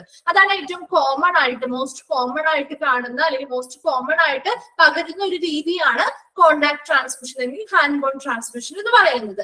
അതിനെ രണ്ട് സബ് ഗ്രൂപ്പ് ആയിട്ട് ഡിവൈഡ് ചെയ്തിരിക്കുന്നു. ഡയറക്റ്റ് കോണ്ടാക്ട് ട്രാൻസ്മിഷനും ഇൻഡയറക്റ്റ് കോണ്ടാക്ട് ട്രാൻസ്മിഷനും. അതിൽ ഡയറക്റ്റ് കോണ്ടാക്ട് ട്രാൻസ്മിഷൻ എന്താണ് വരുന്നത് നോക്കിയേ. This consist of a direct surface to body surface contact and physical shifting of organisms between a host and an infector or colonizer, such as when a person turns a patient, gives a bath, or does other patient care jobs that need direct personal contact. എന്താണ് direct contact transmission? അപ്പൊ ഇതിൽ നിന്ന് തന്നെ അറിയാലോ അവിടെ direct ആയിട്ട് ഒരു contact വരികയാണ്. ആരൊക്കെ തമ്മിലാണ്? ആ ഇൻഫെക്റ്റഡ് ആയിട്ടുള്ള പേഴ്സൺ ആരാണോ ആ പേഷ്യന്റ്, ആ ഇൻഫെക്റ്റഡ് ആയിട്ടുള്ള ആളും ഇനി ഇൻഫെക്ഷൻ വരാൻ പോകുന്ന അല്ലെങ്കിൽ ഇൻഫെക്ഷൻസ് പകർന്ന് ലഭിക്കാൻ പോകുന്ന ആ വ്യക്തിയാണ് ഹോസ്റ്റ് എന്ന് പറയുന്നത് കേട്ടോ. ഇനിയുള്ള ടേംസിൽ ഹോസ്റ്റ് എന്നാണ് ആ ഒരു വ്യക്തിയെ പറയുന്നത്. അപ്പൊ എന്താണ് ഹോസ്റ്റ് എന്ന് ചോദിച്ചാൽ ആരാണ്? ഇൻഫെക്റ്റഡ് ആയിട്ടുള്ള പേഴ്സൺ ഉണ്ടാവുമല്ലോ, അവരിൽ നിന്ന് ഇൻഫെക്ഷൻസിന് വിധേയമാകാൻ പോകുന്ന വ്യക്തി ആരാണോ, ഇൻഫെക്ഷൻസ് ആരിലേക്കാണോ പകരാൻ പോകുന്നത് അല്ലെങ്കിൽ ആരാണോ ഇൻഫെക്ഷന് വിധേയമാകാൻ പോകുന്നത്, ആ വ്യക്തിയാണ് ഹോസ്റ്റ് എന്ന് പറയുന്നത്. കിട്ടിയോ? ഹോസ്റ്റ് ആരാണെന്നുള്ളത്. അപ്പൊ ഈ പേഷ്യൻസ് ഇവര് തമ്മിലാണ് അവിടെ എന്ത് ഡയറക്റ്റ് കോണ്ടാക്ട് നടക്കുന്നത് അല്ലെ. അതായത് ഈ ഹോസ്റ്റും ഉണ്ട്, അതുപോലെ ഓൾറെഡി ഇൻഫെക്റ്റഡ് ആയിട്ടുള്ള ആളും ഉണ്ടാവും. ആ പേഷ്യൻസിൽ നിന്നും ഈ ഹോസ്റ്റിലേക്ക് എന്ത് ചെയ്യുന്നു? ഡയറക്റ്റ് ഒരു കോണ്ടാക്ട് ഇവർ തമ്മിൽ ഉണ്ടാകുന്നു. ഡയറക്റ്റ് ഒരു ഫിസിക്കൽ കോണ്ടാക്ട്, അതായത് രണ്ടുപേരുടെയും ബോഡി സർഫസ് തമ്മിൽ ഒരു കോണ്ടാക്ട് ഉണ്ടാവുകയും അവിടെ നിന്ന് ഒരു പേഷ്യന്റിന്റെ ആ ഇൻഫെക്റ്റഡ് ആയിട്ടുള്ള പേഷ്യന്റിൽ നിന്നുള്ള മൈക്രോ ഓർഗാനിസംസ് അതെന്ത് ചെയ്യുന്നു? അതിന്റെ ഷിഫ്റ്റ് ചെയ്യുന്നു, അതിന് സ്ഥാനമാറ്റം കൊടുക്കുന്നു. എങ്ങനെയാണ് ഷിഫ്റ്റ് ചെയ്ത് ഈ ഹോസ്റ്റിന്റെ ബോഡിയിലേക്ക് എത്തുന്നു ഇങ്ങനെയുള്ള ഡയറക്റ്റ് കോണ്ടാക്ട് വരുമ്പോൾ. കിട്ടിയോ? ഇനി ഇൻഫെക്റ്റഡ് ആയിട്ടുള്ള ഇങ്ങനെയുള്ള അല്ലെങ്കിൽ ഇൻഫെക്ഷൻ എന്നുള്ള മീനിങ് തന്നെയാണ് കേട്ടോ കൊളനൈസ്ഡ് എന്ന് പറഞ്ഞാലും. അങ്ങനെയുള്ളത് എങ്ങനെയൊക്കെയാണ് നമുക്ക് ഡയറക്റ്റ് കോണ്ടാക്ട് വേണ്ടി വരുന്നത് നോക്കിയേ. പിന്നെ പേഴ്സൺ ടേൺസ് എ പേഷ്യന്റ്, ആ ഇൻഫെക്റ്റഡ് ആയിട്ടുള്ള പേഷ്യന്റിന്റെ ഇപ്പൊ നമ്മളെ കൂടെ നിൽക്കുന്നത് ചിലപ്പോൾ ബൈസ്റ്റാൻഡേഴ്സ് ആവാം, അല്ലാന്നുണ്ടെങ്കിൽ അവരുമായി ബന്ധപ്പെട്ടുള്ള ഹോസ്പിറ്റലിലെ സ്റ്റാഫുകളാവാം. അവരൊക്കെയാണ് പ്രധാനമായിട്ടും ഈ ഡയറക്റ്റ് കോണ്ടാക്ട് ട്രാൻസ്മിഷനിൽ വരുന്നത്. അപ്പൊ ഇപ്പൊ ബൈസ്റ്റാൻഡേഴ്സ് ആണെങ്കിൽ നമ്മളിപ്പോ ആ ഒരു രോഗിയെ പൊസിഷൻ ചെയ്ത് കറക്റ്റ് ആയിട്ട് ഇപ്പൊ ചരിച്ച് കിടത്തുമ്പോഴോ അല്ലെങ്കിൽ നേരെ കിടത്തുമ്പോഴോ ഒക്കെ അവരുമായിട്ട് ഡയറക്റ്റ് നമ്മുടെ ഒരു കോണ്ടാക്ട് വരുന്നില്ലേ, നമ്മുടെ ബോഡി ഡയറക്റ്റ് കോണ്ടാക്ട് വരുന്നത്. അങ്ങനെ നമുക്ക് ഇൻഫെക്ഷൻസ് വരാം അവരിൽ നിന്ന്. രണ്ടാമത്തേത് ഗിവ് എ ബാത്ത്, അതായത് അവരെ കുളിപ്പിക്കുമ്പോൾ ആ പേഷ്യന്റിനെ കുളിപ്പിക്കുന്ന സമയത്ത് അതിൽ നിന്നും നമുക്ക് ഇൻഫെക്ഷൻസ് സ്പ്രെഡ് ചെയ്യാൻ പറ്റും. എന്താ അണ്ടേഴ്സ് അതർ പേഷ്യന്റ് കെയർ ജോബ്സ്, അതുപോലെ തന്നെ പേഷ്യൻസുമായി ബന്ധപ്പെട്ട അവരുടെ എന്താണ് ആരോഗ്യവുമായി ബന്ധപ്പെട്ട രോഗി പരിചരണവുമായി ബന്ധപ്പെട്ട ജോലികൾ ചെയ്യുമ്പോൾ അതൊരു കോണ്ടാക്ട്, ഡയറക്റ്റ് ഒരു കോണ്ടാക്ട് അവരുമായിട്ട് വരുന്നുണ്ടെങ്കിൽ അങ്ങനെയുള്ള കേസുകളിലൊക്കെ ഡയറക്റ്റ് കോണ്ടാക്ട് ട്രാൻസ്മിഷൻ ആണ് ഉണ്ടാവുന്നത്. അതായത് നമുക്ക് നേരിട്ട് അവരിൽ നിന്ന് നമ്മുടെ ടച്ചിലൂടെ നേരിട്ട് നമ്മൾ അവരുമായിട്ട് ടച്ച് ചെയ്യുന്നതിലൂടെ നമുക്ക് എന്ത് ചെയ്യുന്നുണ്ട്? ഇൻഫെക്ഷൻസ് ട്രാൻസ്ഫർ ചെയ്ത് അല്ലെങ്കിൽ മൈക്രോ ഓർഗാനിസംസ് അവരുടെ ബോഡിയിൽ നിന്ന് നമ്മുടെ ബോഡിയിലേക്ക് സ്പ്രെഡ് ചെയ്ത് വരുന്നുണ്ട്. അപ്പൊ ഡയറക്റ്റ് കോണ്ടാക്ട് ട്രാൻസ്മിഷൻ മനസ്സിലായോ? നെക്സ്റ്റ് വൺ ആണ് indirect contact transmission. Indirect contact transmission എന്ന് പറയുമ്പോൾ എന്താണ്? ഇവിടെ ഇൻഡയറക്റ്റ് എന്ന് പറയുമ്പോൾ എന്താ? ഇവിടെ ഒരു ഡയറക്റ്റ് ആയിട്ടുള്ള ഒരു കോണ്ടാക്ട് ഉണ്ടാവുന്നില്ല, അതൊരു ഡയറക്റ്റ് ആയിട്ട് ഒരു ടച്ച് ഒന്നും ഉണ്ടാവുന്നില്ല. എന്നാൽ പോലും അവിടെ എന്ത് ചെയ്യുന്നുണ്ട്? രോഗം പകരുന്നുണ്ട് അല്ലെ. അപ്പൊ ഇൻഡയറക്റ്റ് കോണ്ടാക്ട് ട്രാൻസ്മിഷനിൽ നോക്കിയേ, this consist of a contact of a susceptible host. Susceptible host എന്ന് പറഞ്ഞാൽ ഈ രോഗത്തിന് ഇനി ഇൻഫെക്ഷന് വിധേയമാകാൻ പോകുന്ന വ്യക്തി, അതാണ് സസെപ്റ്റിബിൾ ഹോസ്റ്റ് എന്ന് പറയുന്നത്.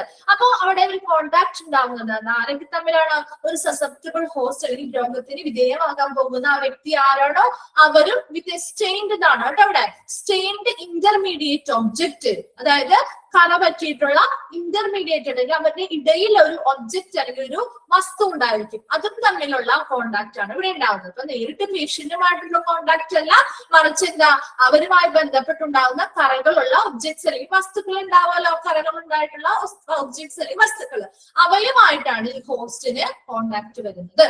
കിട്ടിയോ? അപ്പൊ നേരിട്ട് ആ ഒരു ഡയറക്റ്റ് കോണ്ടാക്റ്റിൽ വരുമ്പോ എന്താണ്? നേരിട്ട് അവരുമായിട്ടൊരു സമ്പർക്കത്തിൽ വരാണ്. അതായത് ഡയറക്റ്റ് ടച്ച് വഴിയാണ് നമുക്ക് മൈക്രോ ഓർഗാനിസംസ് നമ്മളിലേക്ക് പകരുന്നത്. എന്നാൽ ഇവിടെ ഹോസ്റ്റും അതുപോലെ തന്നെ ആ ഒരു പേഷ്യന്റും തമ്മിൽ ഡയറക്റ്റ് ആയിട്ട് ഒരു ടച്ച് ഒന്നും വരുന്നില്ല, മറിച്ച് എന്താണ് അതിനിടയിൽ അവരുപയോഗിച്ചിരിക്കുന്ന അല്ലെങ്കിൽ അവരുടെ ആ ഉപയോഗിച്ചിരിക്കുന്ന അല്ലെങ്കിൽ കറ പറ്റിയിട്ടുള്ള ഒബ്ജക്ട്സുകൾ ഉണ്ടാവുമല്ലോ അല്ലെങ്കിൽ എന്താണ് വസ്തുക്കള്, അപ്പൊ അതുമായി ബന്ധപ്പെട്ടാണ് അതുമായിട്ടാണ് ഇങ്ങനെയുള്ള ഹോസ്റ്റുകൾ കോണ്ടാക്റ്റിൽ വരുന്നത്. എന്തൊക്കെയാണ് ഇന്റർമീഡിയറ്റ് ആയിട്ടുള്ള ഒബ്ജക്ട്സ് നോക്കിയേ? സ്റ്റെയിൻഡ് ആയിട്ടുള്ള ഒബ്ജക്ട്സ് ലൈക്ക് കണ്ടാമിനേറ്റഡ് ഇൻസ്ട്രുമെന്റ്സ്, എന്താണ് മലിനമായിട്ടുള്ള ഉപകരണങ്ങള്, നീഡിൽസ്, സൂചികള്, അതുപോലെ ഡ്രസ്സിങ്സ് ഓർ സ്റ്റീൻഡ് ഗ്ലൗസുകൾ. അപ്പൊ ഇവിടെ എന്താണ്, ഏത് ഒബ്ജക്റ്റ് ആണ് സ്റ്റെയിൻഡ് ആയിട്ടുള്ള, അതായത് ഈ ഇൻഫെക്റ്റഡ് ആയിട്ടുള്ള പേഴ്സൺസിന് വേണ്ടി ഉപയോഗിച്ചിട്ടുള്ള കറ പറ്റിയിട്ടുള്ള ഉപകരണങ്ങളാവാം, സൂചികളിൽ നിന്നാവാം, ഡ്രസ്സിങ്സുകളിൽ നിന്നാവാം, അല്ലെങ്കിൽ സ്റ്റെയിൻഡ് ആയിട്ടുള്ള ഗ്ലൗസുകളിൽ നിന്നാവാം, or stained surfaces by needles, അതായത് നമ്മൾ തൊടുന്ന അവരുടെ ആ ഒരു നീഡിൽസ് ഉപയോഗിച്ചിട്ടുള്ള നീഡിൽസ് വെക്കുന്നത് വഴി ആ ഉള്ള സർഫസിൽ എന്തെങ്കിലും സ്റ്റെയിൻസ് അല്ലെങ്കിൽ കറകൾ പറ്റിയിട്ടുണ്ടെങ്കിൽ അവിടെ നിന്ന് നമുക്ക് ഇൻഫെക്ഷൻസ് വരാം. അല്ലെങ്കിൽ dried blood that transmit hepatitis B and C. നമ്മൾ already hepatitis B and C blood bank എന്ന് പറയുന്ന ചാപ്റ്ററിൽ പഠിച്ചതാണ്. അപ്പൊ ഇവിടെ ഹെപ്പറ്റൈറ്റിസ് ബി ആൻഡ് സി, മഞ്ഞപ്പിത്തം, അല്ലെ, മഞ്ഞപ്പിത്തം അല്ലെങ്കിൽ കരളെ ബാധിക്കുന്ന രോഗങ്ങളാണ്, അല്ലെ. അപ്പൊ അങ്ങനെയുള്ളത് ബോഡി ഫ്ലൂയിഡ്സിലൂടെയാണ് ഈ ഹെപ്പറ്റൈറ്റിസ് ബി ആൻഡ് സി പകരുന്നത്. അപ്പൊ ഇങ്ങനെയുള്ള ബോഡി ഫ്ലൂയിഡ്സ് ഡ്രൈഡ് ആയിട്ടുള്ള ബ്ലഡുകളിൽ നിന്നാണെങ്കിലും ഇത് ട്രാൻസ്മിറ്റ് ചെയ്യുന്നുണ്ട്. അപ്പൊ ഡ്രൈഡ് ആയിട്ടുള്ള, അങ്ങനെ ഹെപ്പറ്റൈറ്റിസ് ബി ആൻഡ് സി ഉള്ള പേഷ്യൻസ് ആണെങ്കിൽ അവരുടെ ഡ്രൈഡ് ആയിട്ടുള്ള ബ്ലഡുകൾ, അതായത് സ്റ്റെയിൻസ്, കറകൾ പറ്റിയിട്ടുള്ളത്, അതുപോലെ അവർ യൂസ് ചെയ്തിരിക്കുന്ന നീഡിൽസ്, അവർ യൂസ് ചെയ്തിരിക്കുന്ന ഡ്രസ്സിങ്സ്, അതുപോലെ ഗ്ലൗസുകൾ, സ്റ്റെയിൻഡ് ആയിട്ടുള്ള ഗ്ലൗസുകൾ മാറ്റാതെ മറ്റൊരു പേഷ്യന്റിന് അവർ അത് തന്നെ യൂസ് ചെയ്തുകൊണ്ട് ട്രീറ്റ്മെന്റ് ചെയ്യുമ്പോൾ അതിൽ നിന്ന് പകരാം. അതുപോലെ തന്നെ എന്താ, അവർ ഉപയോഗിച്ചിരിക്കുന്ന കണ്ടാമിനേറ്റഡ് ഉള്ള ഇൻസ്ട്രുമെന്റ്സ് അല്ലെങ്കിൽ ഉപകരണങ്ങൾ വഴിയും നമുക്ക് എന്ത് ചെയ്യുന്നുണ്ട്, ഇങ്ങനെയുള്ള രോഗങ്ങൾ പകരുന്നുണ്ട്. അതാണ് indirect contact transmission. Direct contact വരുമ്പോൾ നേരിട്ട് അവരുമായിട്ട് ടച്ചിങ്ങിലൂടെ അവരൊരു കോണ്ടാക്ട് വരുന്നുണ്ട്. ഇൻഡയറക്റ്റ് വരുമ്പോൾ നേരിട്ട് ടച്ച് ചെയ്തുകൊണ്ടൊരു കോണ്ടാക്ട് വരുന്നില്ല. പകരം അവിടെ എന്താ, ഒരു ഇന്റർമീഡിയറ്റ് ഇടയിൽ ഒരു ഒബ്ജക്റ്റ് ആണ് അവർക്ക് വേണ്ടിയിട്ട് ഉപയോഗിച്ചിരിക്കുന്ന കറ പറ്റിയതായിട്ടുള്ള ഉപകരണങ്ങൾ അല്ലെങ്കിൽ വസ്തുക്കളുമായി ബന്ധപ്പെട്ട് കോണ്ടാക്ട് വരുമ്പോൾ നമുക്ക് കിട്ടുന്നതായിട്ടുള്ള എന്താണ്, ഇൻഫെക്ഷൻസ് ആണ് ഇൻഡയറക്ട് കോണ്ടാക്ട് ട്രാൻസ്മിഷനിൽ വരുന്നത്. ഇത് രണ്ടും ക്ലിയർ ആയോ? ഡയറക്ട് കോണ്ടാക്ട് ട്രാൻസ്മിഷനും ഇൻഡയറക്ട് കോണ്ടാക്ട് ട്രാൻസ്മിഷനും. ഓക്കെ, നെക്സ്റ്റ് വൺ ആണ് ഡ്രോപ്ലെറ്റ് ട്രാൻസ്മിഷൻ. ഡ്രോപ്ലെറ്റ് ട്രാൻസ്മിഷൻ എന്ന് പറഞ്ഞാൽ എന്താണ്, അവിടെ ഡ്രോപ്ലെറ്റ്സ് അല്ലെങ്കിൽ തുള്ളികൾ, അല്ലെ. അപ്പൊ ഇവിടെ ഡ്രോപ്ലെറ്റ് ട്രാൻസ്മിഷനിൽ ഓരോന്നിന്റെയും നിങ്ങൾ എന്തെങ്കിലും ഒരു പോയിന്റ്സ് ജസ്റ്റ് ഒന്ന് മനസ്സിലാക്കാൻ വേണ്ടിയുള്ളത് ഒന്ന് പഠിച്ചു വെച്ചേക്കാം കേട്ടോ. അതിന്റെ ബേസ് ചെയ്തിട്ട് നമുക്ക് എഴുതാൻ അറിയാൻ പറ്റുമല്ലോ. അപ്പൊ ഇവിടെ ഡ്രോപ്ലെറ്റ് ട്രാൻസ്മിഷൻ എന്ന് പറയുന്നത്, ഇതിൽ പ്രധാനമായിട്ടും നിങ്ങൾ ഇത്രയും മാത്രം മനസ്സിലാക്കി, ഇത് നമ്മൾ ചുമയൊക്കെ വരുമ്പോൾ നമ്മൾ എങ്ങനെയാണ്, ആ ചുമക്കുന്ന സമയത്ത് ഡ്രോപ്ലെറ്റ്സ് അല്ലെങ്കിൽ തുള്ളികൾ പുറത്തോട്ട് വരുന്നുണ്ട്, അല്ലെ. അപ്പൊ അങ്ങനെ വരുന്ന തുള്ളികളിൽ എന്തുണ്ടാവും, മൈക്രോബ്സ് ഉണ്ടാവും. നമ്മുടെ ബോഡിയിലുള്ള, നമ്മൾ ഇൻഫെക്റ്റഡ് ആയിട്ടുള്ള ആളാണ്, അതുകൊണ്ടാണ് ചുമക്കുന്നത്. ചുമ വരുമ്പോൾ ഇൻഫെക്ഷൻസ് ഉണ്ട്. അപ്പൊ ഇൻഫെക്ഷൻസ് ഉള്ള ആളുകളാകുമ്പോൾ അവർ ചുമക്കുന്ന സമയത്ത് അവർ ആ ചുമക്കുന്നതോടൊപ്പം തന്നെ തുള്ളികൾ അല്ലെങ്കിൽ ഡ്രോപ്ലെറ്റ്സ് പുറത്തേക്ക് വരുന്നുണ്ട്. ആ പുറത്തേക്ക് വരുന്ന ഡ്രോപ്ലെറ്റ്സിനുള്ളില് മൈക്രോബ്സ് ഉണ്ടായിരിക്കും. മൈക്രോബ്സ് ഉള്ള ഡ്രോപ്ലെറ്റ്സ് ആണ് പുറത്തേക്ക് വരുന്നത്. അത് നമ്മുടെ വായുവിലൂടെ കുറച്ച് ഡിസ്റ്റൻസ്, ഒത്തിരി ദൂരേക്കൊന്നും പോവില്ല, നമ്മുടെ ആ ഒരു പേഷ്യന്റ് ചുമക്കുന്നതുമായി ബന്ധപ്പെട്ട് കുറച്ച് ദൂരത്തുള്ളവർക്ക് മാത്രമേ ഈ ഇൻഫെക്ഷൻസ് പകരുള്ളൂ. അപ്പൊ കുറച്ച് ഡിസ്റ്റൻസ് അത് എന്ത് ചെയ്യും, പുഷ് ചെയ്ത്, ആ ചുമക്കുന്നതിന്റെ ആ ഒരു ഫോഴ്സിൽ പുഷ് ചെയ്ത് പോകും, കുറച്ച് ദൂരത്തേക്ക് പുറത്തേക്ക് പോകും. അവിടെ എന്ത് ചെയ്യുന്നു, മറ്റൊരു പേഷ്യന്റ് അല്ലെങ്കിൽ മറ്റൊരു വ്യക്തിയുടെ ബോഡിയിലേക്ക് അത് എന്ത് ചെയ്യുന്നു, നിക്ഷേപിക്കപ്പെടുന്നു. ആ ഒരു ഡ്രോപ്ലെറ്റ്സ് ചെന്ന് വീണ് ആ ഒരു മൈക്രോ ഓർഗാനിസംസ് നിക്ഷേപിക്കപ്പെടുന്നു. ഇതാണ് ഡ്രോപ്ലെറ്റ് ട്രാൻസ്മിഷൻ എന്ന് പറയുന്നത്. അപ്പൊ ഒന്ന് വേഗം വായിച്ചു നോക്കി. Transmission happens when droplets that contain microbes, അതായത് മൈക്രോബ്സ് ഉള്ള droplets from the infected person, ആരിലാണ് ഇൻഫെക്റ്റഡ് ആയിട്ടുള്ള പേഴ്സൺ ഉള്ളത് അവരിൽ നിന്നും മൈക്രോബ്സ് ഉള്ള ഡ്രോപ്ലെറ്റ്സ് എന്ത് ചെയ്യും, പുഷ് എ ഷോർട്ട് ഡിസ്റ്റൻസ് എന്ത് ചെയ്യുന്നു, പുഷ് ചെയ്ത് പുറത്തേക്ക് പോകുന്നു. ഒരു വളരെ ഷോർട്ട് ഡിസ്റ്റൻസ് മാത്രമേ പുറത്തേക്ക് പോകുള്ളൂ. ത്രൂ ദ എയറിലൂടെ പുറത്തേക്ക് പുഷ് ചെയ്ത് കുറച്ച് ദൂരത്തേക്ക് പോകുന്നു. And deposited on the patients body, അതെന്ത് ചെയ്യുന്നു, മറ്റാർക്കാണോ ഇൻഫെക്ഷൻസ് വരാനുള്ള ഹോസ്റ്റ് ആരാണോ അവരുടെ ബോഡിയിലേക്ക് ഡെപ്പോസിറ്റ് ചെയ്യുകയും നിക്ഷേപിക്കപ്പെടുന്നു. Then it is main from coughing, അല്ലെ, ചുമക്കുക. അത് പ്രധാനമായിട്ടും ഇവിടെ കഫിംഗ് തന്നെയാണ്. ചുമച്ച് ചെയ്യുമ്പോൾ droplets are generated from the source person, ആ ഇൻഫെക്റ്റഡ് ആയിട്ടുള്ള ആളിൽ നിന്ന് ആ ഡ്രോപ്ലെറ്റ്സ് ജനറേറ്റ് ചെയ്യും. അത് എന്ത് ചെയ്യുന്നു, പുഷ് ചെയ്ത്, ആ ചുമക്കുന്നതിന്റെ ആ ഒരു എഫക്ട് കൊണ്ട് അത് പുഷ് ചെയ്ത് എയറിലൂടെ കുറച്ച് ഡിസ്റ്റൻസ് നടക്കുന്നു. അതെന്ത് ചെയ്യും, മറ്റ് ആരുടെങ്കിലും മേത്ത് പോയി വീണ് അതവിടെ നിക്ഷേപിക്കപ്പെടുന്നു. ഇത്രയും കിട്ടിയോ? And during the performance of certain procedures such as bronchoscopy. ഇനി എന്താണ് ബ്രോങ്കോസ്കോപ്പി എന്ന് പറയുന്നത്? ബ്രോങ്കോസ്കോപ്പി കേട്ടിട്ടുണ്ടോ? ബ്രോങ്കോസ്കോപ്പി കേട്ടിട്ടുണ്ടോ? ഓക്കെ, അപ്പൊ ബ്രോങ്കോസ്കോപ്പി എന്താണ്, എന്തുമായി ബന്ധപ്പെട്ടതാണ് ട്രീറ്റ്മെന്റ്? ആ ബ്രോങ്കോസ്കോപ്പി ലങ്സ് ആണ് അല്ലെ. ലങ്സുമായിട്ട് ബന്ധപ്പെട്ട് നമ്മുടെ എയർവേസ്, നമ്മുടെ ആ എയർവേസ് അല്ലെങ്കിൽ ലങ്സിന്റെ ഒക്കെ ആ വിഷ്വലൈസേഷൻ അല്ലെങ്കിൽ വ്യൂ ചെയ്യാനായിട്ട് യൂസ് ചെയ്യുന്ന ഒരു എക്യുപ്മെന്റ് അല്ലെങ്കിൽ ഒരു ടെക്നിക്കാണ് ബ്രോങ്കോസ്കോപ്പി എന്ന് പറയുന്നത്. അപ്പൊ എന്താണ് ഒരു ബ്രോങ്കോസ്കോപ്പി എന്ന് എഴുതി വെച്ചോ കേട്ടോ. അത് എഴുതി വെച്ചോ, ബ്രോങ്കോസ്കോപ്പി എന്താണെന്ന്. is an endoscopic technique is an endoscopic technique is an endoscopic technique of visualizing is an endoscopic technique of visualizing the inside of the airways, visualizing the inside of the airways, visualizing the inside of the airways, inside of the airways for diagnostic and therapeutic purposes, for diagnostic and therapeutic purposes. So bronchoscopy is an endoscopic technique of visualizing the inside of the airways for diagnostic and therapeutic purposes. കിട്ടിയോ bronchoscopy എന്താണ്? എന്താണ് ഒരു bronchoscopy എന്ന് പറയുന്നത്?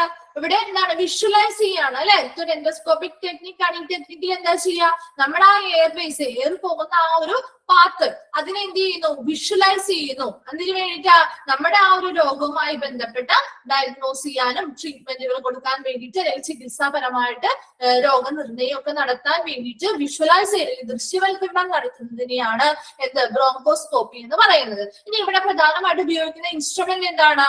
ഇവിടെ അത് ചെയ്യാൻ procedure ചെയ്യാൻ വേണ്ടി ഉപയോഗിക്കുന്ന ഒരു ഇൻസ്ട്രുമെന്റിന്റെ പേരെന്താ കേട്ടിട്ടുണ്ടോ? ആ പേരിൽ ആ ബ്രോങ്കോസ്കോപ്പി എന്ന് പറയുന്ന പേരിൽ നിന്ന് തന്നെ കിട്ടില്ല ബ്രോങ്കോസ്കോപ്പ് അല്ലെ. Very good. ബ്രോങ്കോസ്കോപ്പ് എന്നാണ് ആ ഒരു ഇൻസ്ട്രുമെന്റിന് പറയുന്ന പേര്. അതൊരു തിൻ ലൈക്ക് ആയിട്ടുള്ള ട്യൂബ് ലൈക്ക് ആയിട്ടുള്ള ഒരു ഇൻസ്ട്രുമെന്റ് ആണ് കേട്ടോ. തിൻ ട്യൂബ് ലൈക്ക് ആയിട്ടുള്ള ഒരു ഇൻസ്ട്രുമെന്റ് ആണ് ബ്രോങ്കോസ്കോപ്പ് എന്ന് പറയുന്നത്. നോസിലൂടെയോ അല്ലെങ്കിൽ മൗത്തിലൂടെയോ ഒക്കെ കടത്തിവിടുന്നു. അങ്ങനെ കടത്തിവിടുന്ന സമയത്ത് പൾമനോളജിസ്റ്റുകളാണ് ഈ പ്രൊസീജിയേഴ്സ് ഒക്കെ ചെയ്യുന്നത്. അപ്പൊ നമ്മൾ കത്തീറ്റേഴ്സ് കടത്തിവിടുന്നു എന്ന് പറഞ്ഞില്ലേ, അതുപോലെ തന്നെ നോസിലൂടെയോ അല്ലെങ്കിൽ മൗത്തിലൂടെയോ ഒക്കെ ഈ ബ്രോങ്കോസ്കോപ്പ് എന്ന് പറയുന്ന തിൻ ട്യൂബ് ലൈക്ക് ആയിട്ടുള്ള ഇൻസ്ട്രുമെന്റ്സ് കടത്തിവിടുന്നു. പൾമനോളജിസ്റ്റുകളുടെ നേതൃത്വത്തിൽ ചെയ്യുന്നതാണ് കേട്ടോ. അപ്പൊ അങ്ങനെ കടത്തിവിടുമ്പോ എന്താണ് നമുക്ക് ആ വിഷ്വലൈസേഷൻസ്, ആ ഒരു എയർവേസിലുള്ള വിഷ്വലൈസേഷൻസ്, ഇൻസൈഡ് ഉള്ളിലുള്ള വിഷ്വലൈസേഷൻസ് കാണാനും എന്തെങ്കിലും രോഗനിർണയം നടത്താനൊക്കെ ചികിത്സയുടെ ഭാഗമായിട്ടുള്ള രോഗനിർണയങ്ങൾ നടത്താനായിട്ട് സാധിക്കുന്നു. ഇനി ഇവിടെ ഇങ്ങനെയുള്ള നോസിലൂടെയോ മൗത്തിലൂടെയോ ഇങ്ങനെയുള്ള ട്യൂബുകൾ അല്ലെങ്കിൽ ബ്രോങ്കോസ്കോപ്പ് കടത്തിടുമ്പോൾ നമ്മൾ ഓട്ടോമാറ്റിക്കലി നമ്മുടെ ബോഡിയിലാണെങ്കിൽ മൂക്കിലൂടെ ഒക്കെ എന്തെങ്കിലും കടത്തിവിട്ട് നമുക്ക് തുമ്മല് വരില്ലേ. അപ്പൊ അതുപോലെ തുമ്മുകയോ അല്ലെങ്കിൽ ചുമക്കുകയോ ഒക്കെ ചെയ്യും അല്ലെ. അറിയാതെ നമ്മൾ ഓട്ടോമാറ്റിക്കലി ചുമച്ചു പോകും അല്ലെ. അപ്പൊ അങ്ങനെയുള്ള കേസുകളിൽ ഈ ഡ്രോപ്ലെറ്റ്സ് ഈ ഒരു ബ്രോങ്കോസ്കോപ്പ് പോലെയുള്ള പ്രൊസീജിയേഴ്സ് ചെയ്യുമ്പോൾ അതുമായി ബന്ധപ്പെട്ടിരിക്കുന്ന സ്റ്റാഫുകളിലേക്കും ഇങ്ങനെയുള്ള ഡ്രോപ്ലെറ്റ്സ് വഴി ഇൻഫെക്ഷൻസ് വരാനായിട്ടുള്ള ചാൻസ് ഉണ്ട്. കിട്ടിയോ? അപ്പൊ ഡ്രോപ്ലെറ്റ് ട്രാൻസ്മിഷൻ എന്താണെന്ന്, എന്താണ് ഡ്രോപ്ലെറ്റ് ട്രാൻസ്മിഷനിൽ പ്രധാനമായിട്ട് വരുന്നത്? അവിടെ ഡ്രോപ്പ് ഇൻഫെക്ഷൻസ് അടങ്ങിയിട്ടുള്ള ഡ്രോപ്ലെറ്റ്സിലൂടെയാണ് ഇവിടെ ട്രാൻസ്മിഷൻ നടക്കുന്നത്. അതായത് പ്രധാനമായിട്ടും ചുമ അല്ലെ, ചുമക്കുന്നത് വഴി കുറച്ച് ദൂരത്തേക്ക് മാത്രം ആ ഇൻഫെക്ഷൻസിനെ പുഷ് ചെയ്ത് ആ ഡ്രോപ്ലെറ്റ്സിനെ കൊണ്ടുപോവുകയും അത് മറ്റൊരു വ്യക്തിയുടെ ബോഡിയിൽ നിക്ഷേപിക്കപ്പെടുകയും ചെയ്യുന്നു. ഇനി അതുപോലെ തന്നെ ബ്രോങ്കോ സ്കോപ്പി വഴി ചെയ്യുമ്പോഴും ഇങ്ങനെയുള്ള ഇൻഫെക്ഷൻസ് പകരാനായിട്ട് അതുമായി ബന്ധപ്പെട്ടിരിക്കുന്ന ആളുകൾക്ക് പകരാനായിട്ടുള്ള ചാൻസ് ഉണ്ട്. അതാണ് ഡ്രോപ്ലെറ്റ് ട്രാൻസ്മിഷൻ എന്ന് പറയുന്നത്. ഇവിടെ ഡ്രോപ്ലെറ്റ് ഏതാണ്? ഇൻഫെക്ഷൻസ് അല്ലെങ്കിൽ മൈക്രോബ്സ് അടങ്ങിയിട്ടുള്ള ഡ്രോപ്ലെറ്റ്സ് ആണ്. അതുവഴി ട്രാൻസ്മിഷൻ നടക്കുന്നു. നെക്സ്റ്റ് വൺ ആണ് എയർബോൺ ട്രാൻസ്മിഷൻ. ഈ എയർബോൺ ട്രാൻസ്മിഷനും ഈ ഡ്രോപ്ലെറ്റ് ട്രാൻസ്മിഷൻ ഈ എയർബോൺ ട്രാൻസ്മിഷന്റെ ഉള്ളിൽ ഉൾപ്പെടുന്നത് തന്നെയാണ് കേട്ടോ. അപ്പൊ എയർബോൺ ട്രാൻസ്മിഷൻ നോക്കി, തേർഡ് വൺ എയർബോൺ ട്രാൻസ്മിഷൻ എന്ന് പറഞ്ഞാൽ വായുവിലൂടെയും പകരുന്നതാണ് അല്ലെ. അപ്പൊ വായുവിലൂടെയും പകരുന്നതാണ്. എന്താണ് ഡിസെമിനേഷൻ എന്ന് പറഞ്ഞാൽ വ്യാപനം കേട്ടോ. അറിയാത്തവരുണ്ടെങ്കിൽ ഒന്ന് എഴുതി വെച്ചേക്കാം. ഡിസെമിനേഷൻ അല്ലെങ്കിൽ വ്യാപനം can be either airborne droplet nuclei, ഒന്നില്ലെങ്കിൽ അതെന്താണ് airborne droplet nuclei or dust particles that contain the infectious agent. ഇവിടെയും ഒരു ഡ്രോപ്ലെറ്റ്സ് അല്ലെങ്കിൽ തുള്ളികളാണ് ഇവിടെയും ഉള്ളത്. ഈ ഡ്രോപ്ലെറ്റ്സ് എന്ന് പറഞ്ഞാൽ എങ്ങനെയുള്ള ഡ്രോപ്ലെറ്റ്സ് ആണ്? Dust particles. അതായത് ഡ്രോപ്ലെറ്റ് ന്യൂക്ലിയ എന്ന് പറയുന്നത് എന്താണ്? Small particle residue of droplets. അതായത് ചെറിയ പാർട്ടിക്കിൾസ്, അതായത് ഇവിടെ ഡസ്റ്റുകൾ പോലെയുള്ള പാർട്ടിക്കിൾസ് ഉണ്ടാവുമല്ലോ നമ്മുടെ എയറിൽ. അപ്പൊ അതിന്റെയൊക്കെ അവശിഷ്ടങ്ങള്, അങ്ങനെയുള്ള എന്തെങ്കിലുത്തിന്റെയും പാർട്ടിക്കിൾസിന്റെയൊക്കെ അവശിഷ്ടങ്ങള് അതുമായി കൂടിച്ചേർന്ന് ആര് വരുന്നു, അതാണ് ഡ്രോപ്ലെറ്റ്സ് എന്ന് പറയുന്നത്. റെസിഡ്യൂ ഓഫ് ഡ്രോപ്ലെറ്റ്സ് അതിന്റെ എന്താണ് micro organism. It contain micro organism. Micro organisms ഇതിനുമായിട്ട് പറ്റിപ്പിടിച്ചിരിപ്പുണ്ടാവും. Which remain suspended in the air. അതെന്ത് ചെയ്യുന്നു, അങ്ങനെ ഈ ഡ്രോപ്ലെറ്റ്സിന്റെ ആ ഒരു റെസിഡ്യൂ അല്ലെങ്കിൽ ആ ഒരു ഡസ്റ്റ് പാർട്ടിക്കിൾസ് ആണ് പ്രധാനമായിട്ട് ഇതിൽ വരുന്നത് കേട്ടോ. അപ്പൊ ഡസ്റ്റ് പാർട്ടിക്കിൾസ് ഒക്കെ എന്ത് ചെയ്യുന്നു, ഇങ്ങനെയുള്ള സ്മോൾ പാർട്ടിക്കിൾസുമായിട്ട് പറ്റിപ്പിടിച്ചിരിക്കും ആര്, മൈക്രോബ്സ് എന്ന് പറയുന്നത്, അല്ലെങ്കിൽ മൈക്രോ ഓർഗാനിസംസ് ഉണ്ടാവും. അപ്പൊ അങ്ങനെയുള്ള മൈക്രോ ഓർഗാനിസംസ് അടങ്ങിയിട്ടുള്ള ഇങ്ങനെയുള്ള ഡസ്റ്റ് പാർട്ടിക്കിൾസ് അല്ലെങ്കിൽ ഡ്രോപ്ലെറ്റ് ന്യൂക്ലിയ എന്ന് പറയുന്ന സാധനം എന്ത് ചെയ്യുന്നു, remain suspended in the air for long period of time. ഒത്തിരി സമയം, ഒത്തിരി നാട് ദൂരവും ഇത് സഞ്ചരിക്കും, ഒത്തിരി സമയം ഇത് എയറിൽ തങ്ങി നിൽക്കും. എന്നാൽ ഡ്രോപ്ലെറ്റ് ട്രാൻസ്മിഷനിൽ നമ്മൾ പറഞ്ഞില്ലേ, അവിടെ വരുന്ന ആ ഡ്രോപ്ലെറ്റ് എങ്ങനെയാണ്, പെട്ടെന്ന് തന്നെ കുറച്ച് ഡിസ്റ്റൻസ് അത് പോകുള്ളൂ അല്ലെ. അത് ആ ഒരു കഫീന്റെ ആ ഒരു പുഷില് കുറച്ച് ഡിസ്റ്റൻസ് എയറിലൂടെ പോകുന്നു എന്നല്ലാതെ അത് ആ ഒരു ചുറ്റുമുള്ള ഏരിയസിൽ മാത്രമേ പറ്റുള്ളൂ, സ്പ്രെഡ് ചെയ്യുന്നുള്ളൂ. എന്നാൽ എയർബോൺ ട്രാൻസ്മിഷൻ വായുവിലൂടെ പകരുന്നത് എന്താണ്, ഈ ഒരു ഡ്രോപ്ലെറ്റ് അല്ലെങ്കിൽ ഡസ്റ്റ് പാർട്ടിക്കിൾസ്, മൈക്രോ ഓർഗാനിസംസ് അടങ്ങിയിട്ടുള്ള ഇങ്ങനെയുള്ള ഡസ്റ്റ് പാർട്ടിക്കിൾസ് എന്ത് ചെയ്യും, ഒത്തിരി സമയം ഈ നമ്മുടെ എയറിൽ അല്ലെങ്കിൽ വായുവിൽ തങ്ങി നിൽക്കുന്നത് കൊണ്ട് തന്നെ അത് എന്ത് ചെയ്യാം, ഒത്തിരി പേരിലേക്ക് കുറച്ച് ഡിസ്റ്റൻസിൽ ഇത് പോവുകയും അതുപോലെ ഒത്തിരി പേരിലേക്ക് ഇൻഫെക്ഷൻസ് പകരാനായിട്ടുള്ള ഒരു ചാൻസും ഉണ്ടാക്കുന്നുണ്ട്. അപ്പൊ എയർബോൺ ട്രാൻസ്മിഷൻ മനസ്സിലായോ? എയർബോൺ ട്രാൻസ്മിഷൻ എന്താണ്, വായുവിലൂടെ പകരുന്നതാണ്. അപ്പൊ അവിടെ എന്താണ്, വായുവിലുള്ള ഡസ്റ്റ് പാർട്ടിക്കിൾസിന്റെ ഒക്കെ അവശിഷ്ടങ്ങളില് മൈക്രോ ഓർഗാനിസംസ് അതുമായി പറ്റിച്ചേർന്ന് നിന്ന് അതൊരു ഡ്രോപ്ലെറ്റ് അല്ലെങ്കിൽ ഒരു തുള്ളി പോലെയായിട്ട് അത് വായുവിലൂടെ ഒത്തിരി സമയം അത് വായുവിൽ നിലനിർത്തുകയും അതുവഴി നമ്മൾ എന്ത് ചെയ്യുന്നുണ്ട്, മറ്റു രോഗാണുക്കളിൽ മറ്റു പേഷ്യൻസിലേക്ക് ഇങ്ങനെയുള്ള ഇൻഫെക്ഷൻസ് പകരാനായിട്ടുള്ള ചാൻസും ഉണ്ട്. കിട്ടിയോ airborne transmission? Okay, next one ആണ് കോമൺ വെഹിക്കിൾ ട്രാൻസ്മിഷൻ. ഇവിടെ ഒരു വാഹനമുണ്ട്, അതായത് കോമൺ വെഹിക്കിൾസ് അല്ലെങ്കിൽ വാഹനമായിട്ട് ഇതിനുള്ള മൈക്രോ ഓർഗാനിസംസ് ആണല്ലോ ട്രാൻസ്ഫർ ചെയ്യേണ്ടത്. അപ്പൊ അങ്ങനെയുള്ള ഇപ്പൊ നമുക്കാണെങ്കിലും ഒരു സ്ഥലത്ത് നിന്ന് മറ്റൊരു സ്ഥലത്തേക്ക് പോകണമെങ്കിൽ നമുക്കൊരു വണ്ടി അല്ലെങ്കിൽ വാഹനം വേണം അല്ലെ. അപ്പൊ അങ്ങനെയുള്ള വാഹനങ്ങളാണ് കോമൺ വെഹിക്കിൾ ട്രാൻസ്മിഷനിൽ പറയുന്നത്. അവിടെ ഉപയോഗിക്കുന്ന വാഹനം, അതായത് ഒരു മൈക്രോ ഓർഗാനിസം മറ്റൊരു ഇപ്പൊ ഒരു പേഷ്യന്റിലെ ഇൻഫെക്റ്റഡ് ആയിട്ടുള്ള പേഷ്യന്റിന്റെ ബോഡിയിലുള്ള മൈക്രോ ഓർഗാനിസം ഒരു ഹോസ്റ്റിന്റെ ബോഡിയിലേക്ക് ചെല്ലണം എന്നുണ്ടെങ്കിൽ അവിടെ അതിനെ കൊണ്ടുപോകാനായിട്ട് ആരെങ്കിലും വേണ്ടേ. അപ്പൊ അങ്ങനെ കൊണ്ടുപോകാനായിട്ട് വരുന്ന സാധനങ്ങളാണ് ഇവിടെ പറയുന്നത്. This applies to micro organisms transmit to the host by contaminated items. Contaminated ആയിട്ടുള്ള ഐറ്റംസ് എന്തൊക്കെയാണ് വരുന്നത്, മലിനമായിട്ടുള്ള വസ്തുക്കൾ അല്ലെങ്കിൽ ഐറ്റംസ് വഴിയാണ് ഇവിടെ മൈക്രോ ഓർഗാനിസംസിന്റെ ട്രാൻസ്മിഷൻ നടക്കുന്നത്. അപ്പൊ ആരാണ്, ഇൻഫെക്റ്റഡ് ആയിട്ടുള്ള പേഴ്സണിൽ നിന്നും ഹോസ്റ്റിന്റെ മറ്റൊരു വ്യക്തിയുടെ ബോഡിയിലേക്ക് ഈ ഇൻഫെക്ഷൻ മൈക്രോ ഓർഗാനിസംസ് പോകണമെങ്കിൽ അവിടെ എന്ത് വേണം, അവർക്ക് പോവാനായിട്ട് ഒരു മാധ്യമം അല്ലെങ്കിൽ ഒരു വാഹനം വേണ്ടേ. അപ്പൊ അതിന് വേണ്ടിയിട്ട് അവിടെ ഉപയോഗിക്കുന്നത് എന്താണ്, കണ്ടാമിനേറ്റഡ് ആയിട്ടുള്ള ഐറ്റംസ് ആണ്. അതായത് മലിനമായിട്ടുള്ള ഐറ്റംസ് അല്ലെങ്കിൽ വസ്തുക്കൾ വഴിയാണ്. എന്തൊക്കെയാണ്, സച്ച് ആസ് ഫുഡ് അല്ലെ, ഫുഡിന്റെ കണ്ടാമിനേഷനിലൂടെ ആ കണ്ടാമിനേറ്റഡ് ആയിട്ടുള്ള അല്ലെങ്കിൽ മലിനമായിട്ടുള്ള ഭക്ഷണം കഴിക്കുന്നതിലൂടെ നമുക്ക് ആ മൈക്രോബ്സ് നമ്മുടെ ബോഡിയിലോട്ട് എത്താം. പിന്നെ എന്താ, വാട്ടർ, കണ്ടാമിനേറ്റഡ് ആയിട്ടുള്ള വാട്ടറിലൂടെ മൈക്രോബ്സ് നമ്മുടെ ബോഡിയിലേക്ക് എത്താം. അതുപോലെ മെഡിക്കേഷൻസ്, കണ്ടാമിനേറ്റഡ് ആയിട്ടുള്ള മെഡിക്കേഷൻസ് അല്ലെങ്കിൽ മലിനമായിട്ടുള്ള മരുന്നുകൾ കഴിക്കുന്നത് വഴി നമുക്ക് ഇൻഫെക്ഷൻസ് നമ്മുടെ ബോഡിയിലേക്ക് മൈക്രോബ്സ് എത്താനായിട്ട് സാധ്യതയുണ്ട്. ഞാൻ അതുപോലെ ഹോസ്പിറ്റലിൽ ഉപയോഗിക്കുന്ന ഡിവൈസസ് ആൻഡ് എക്വിപ്മെന്റ്സും ഇതിൽ ഉൾപ്പെടുന്നുണ്ട്. ഇപ്പൊ കോമൺ വെഹിക്കിൾ ട്രാൻസ്മിഷൻ എന്തൊക്കെയാണ് വരുന്നത്, ഫുഡിലൂടെ വരുന്നുണ്ട്, കണ്ടാമിനേറ്റഡ് ഫുഡ് ആൻഡ് വാട്ടറിലൂടെ വരുന്നുണ്ട്. ദെൻ ഡിവൈസസ് ആൻഡ് എക്വിപ്മെന്റ്സ് അവിടെ ഉപയോഗിച്ചിരിക്കുന്ന ഉപകരണങ്ങളും വസ്തുക്കളും മൂലം വരുന്നുണ്ട്. ദെൻ എന്താ, മെഡിക്കേഷൻസ് അല്ലെങ്കിൽ മരുന്നുകൾ, അവിടെ കണ്ടാമിനേറ്റഡ് ആയിട്ടുള്ള മരുന്നുകൾ കഴിക്കുന്നതിലൂടെയും മൈക്രോ ഓർഗാനിസംസ് ഇൻഫെക്റ്റഡ് ആയിട്ടുള്ള ആളുകളിൽ നിന്ന് നമ്മളിലേക്ക് പ്രകടാനായിട്ടുള്ള ചാൻസ് ഉണ്ട്. ഇത്രയും കിട്ടിയോ, കണ്ടാമിനേറ്റഡ് കോമൺ വെഹിക്കിൾ ട്രാൻസ്മിഷൻ കിട്ടിയോ? സിമ്പിൾ അല്ലേ? നെക്സ്റ്റ് വൺ ആണ് vector bone transmission. Last one ആണ് വെക്ടർ ബോൺ ട്രാൻസ്മിഷൻ. അപ്പൊ 5 എണ്ണമാണ് നമ്മൾ പഠിക്കാനുള്ളത്. അതിൽ വെക്ടർ ബോൺ ട്രാൻസ്മിഷൻ എന്ന് പറഞ്ഞാൽ ഇത് ലിവിങ് ഓർഗാനിസംസ് ആയിരിക്കും. വെക്ടർ എന്ന് പറയുന്നത് അവിടെ ലിവിങ് ഓർഗാനിസംസ് ആണ്. അപ്പൊ നമുക്കാണെങ്കിലും ബോഡിയിലോട്ട് നമുക്കൊരു ട്രാൻസ്മിഷൻ വരികയാണെങ്കിൽ എന്തൊക്കെയായിരിക്കും അവിടെ, വെക്ടേഴ്സ് അല്ലെങ്കിൽ ലിവിങ് ആയിട്ടുള്ള ആളുകളിൽ നിന്ന് വരാം. എന്താണ്, മോസ്കിറ്റോസ് പകരുന്നുണ്ട് അല്ലെ, പകർത്തുന്നുണ്ട് രോഗങ്ങൾ. എന്ത് ചെയ്യുന്ന ആ മൈക്രോ ഓർഗാനിസംസ് അല്ലെങ്കിൽ അങ്ങനെയുള്ള ബാക്ടീരിയയും വൈറസിനെയൊക്കെ ക്യാരി ചെയ്ത് കൊണ്ടുപോകുന്നത് മോസ്കിറ്റോസ് ഉൾപ്പെടുന്നുണ്ട്. ഫ്ലൈസ് അല്ലെ, ഫ്ലൈസ് എന്ന് പറഞ്ഞാൽ ഈച്ചകൾ അല്ലെ, ഈച്ചകൾ ഉൾപ്പെടുന്നുണ്ട്. ദെൻ റാറ്റ്, എലികള് രോഗങ്ങൾ പകർത്തുന്നുണ്ട്. അതർ വെർമിൻസ് എന്ന് പറഞ്ഞാൽ എന്താ, കീടങ്ങള്, മറ്റ് കീടങ്ങളോ മറ്റ് ഇതുപോലുള്ള ജീവനുള്ള വസ്തുക്കളോ അങ്ങനെയാണോ, ചെറിയ പ്രാണികളൊക്കെയാണ് ഉദ്ദേശിക്കുന്നത് കേട്ടോ. മറ്റ് കീടാണുക്കളോ അവയൊക്കെ ട്രാൻസ്മിറ്റ് മൈക്രോ ഓർഗാനിസത്തിനെ പകരുന്ന വേണ്ടിയിട്ട് സഹായിക്കുന്നുണ്ട്. അതാണ് വെക്ടർ ബോൺ ട്രാൻസ്മിഷൻ എന്ന് പറയുന്നത്. വെക്ടർ ബോണിൽ ലിവിങ് ആയിട്ടുള്ള ഓർഗാനിസംസ് ആയിരിക്കും ഇൻവോൾവ് ചെയ്തിരിക്കുക. ഈ മൈക്രോ ഓർഗാനിസത്തിന് ഒരു വ്യക്തിയിൽ നിന്നും മറ്റൊരു വ്യക്തിയിലേക്ക് പകർത്തണമെങ്കിൽ ലിവിങ് ഓർഗാനിസംസ് ആണ് അതിനെ സഹായിക്കുന്നത്. എന്തൊക്കെയാണ്? മോസ്കിറ്റോസ് വരുന്നുണ്ട്, ഫ്ലൈസ് വരുന്നുണ്ട്, റാറ്റ് ആൻഡ് അതർ വെർമിൻസ്, മറ്റ് കീടങ്ങളും ഉൾപ്പെടുന്നുണ്ട്. ഇത്രയും ആളുകള് മൈക്രോ ഓർഗാനിസത്തിന്റെ ട്രാൻസ്മിറ്റിന് വേണ്ടി സഹായിക്കുന്നുണ്ട്. അപ്പൊ ഇത്രയും 5 വേഗം ഒന്ന് വായിച്ചു നോക്കി. ഡൗട്ട്സ് എന്തെങ്കിലും ഉണ്ടെങ്കിൽ വേഗം ക്ലിയർ ചെയ്യാം കേട്ടോ.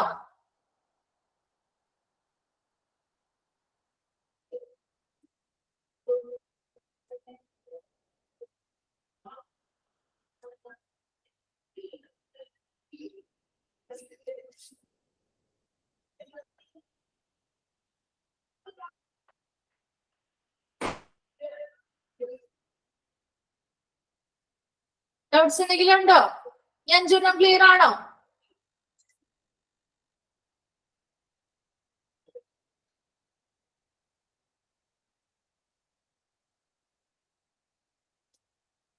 ഓക്കെ, അപ്പൊ നമുക്ക് ഇന്ന് ഇവിടെ വെച്ച് നിർത്താം. അപ്പൊ ഇത്രയും എടുത്തതിൽ എന്തെങ്കിലും ഡൗട്ട്സ്, വേറെ ആർക്കെങ്കിലും ഡൗട്ട്സ് ഉണ്ടോ?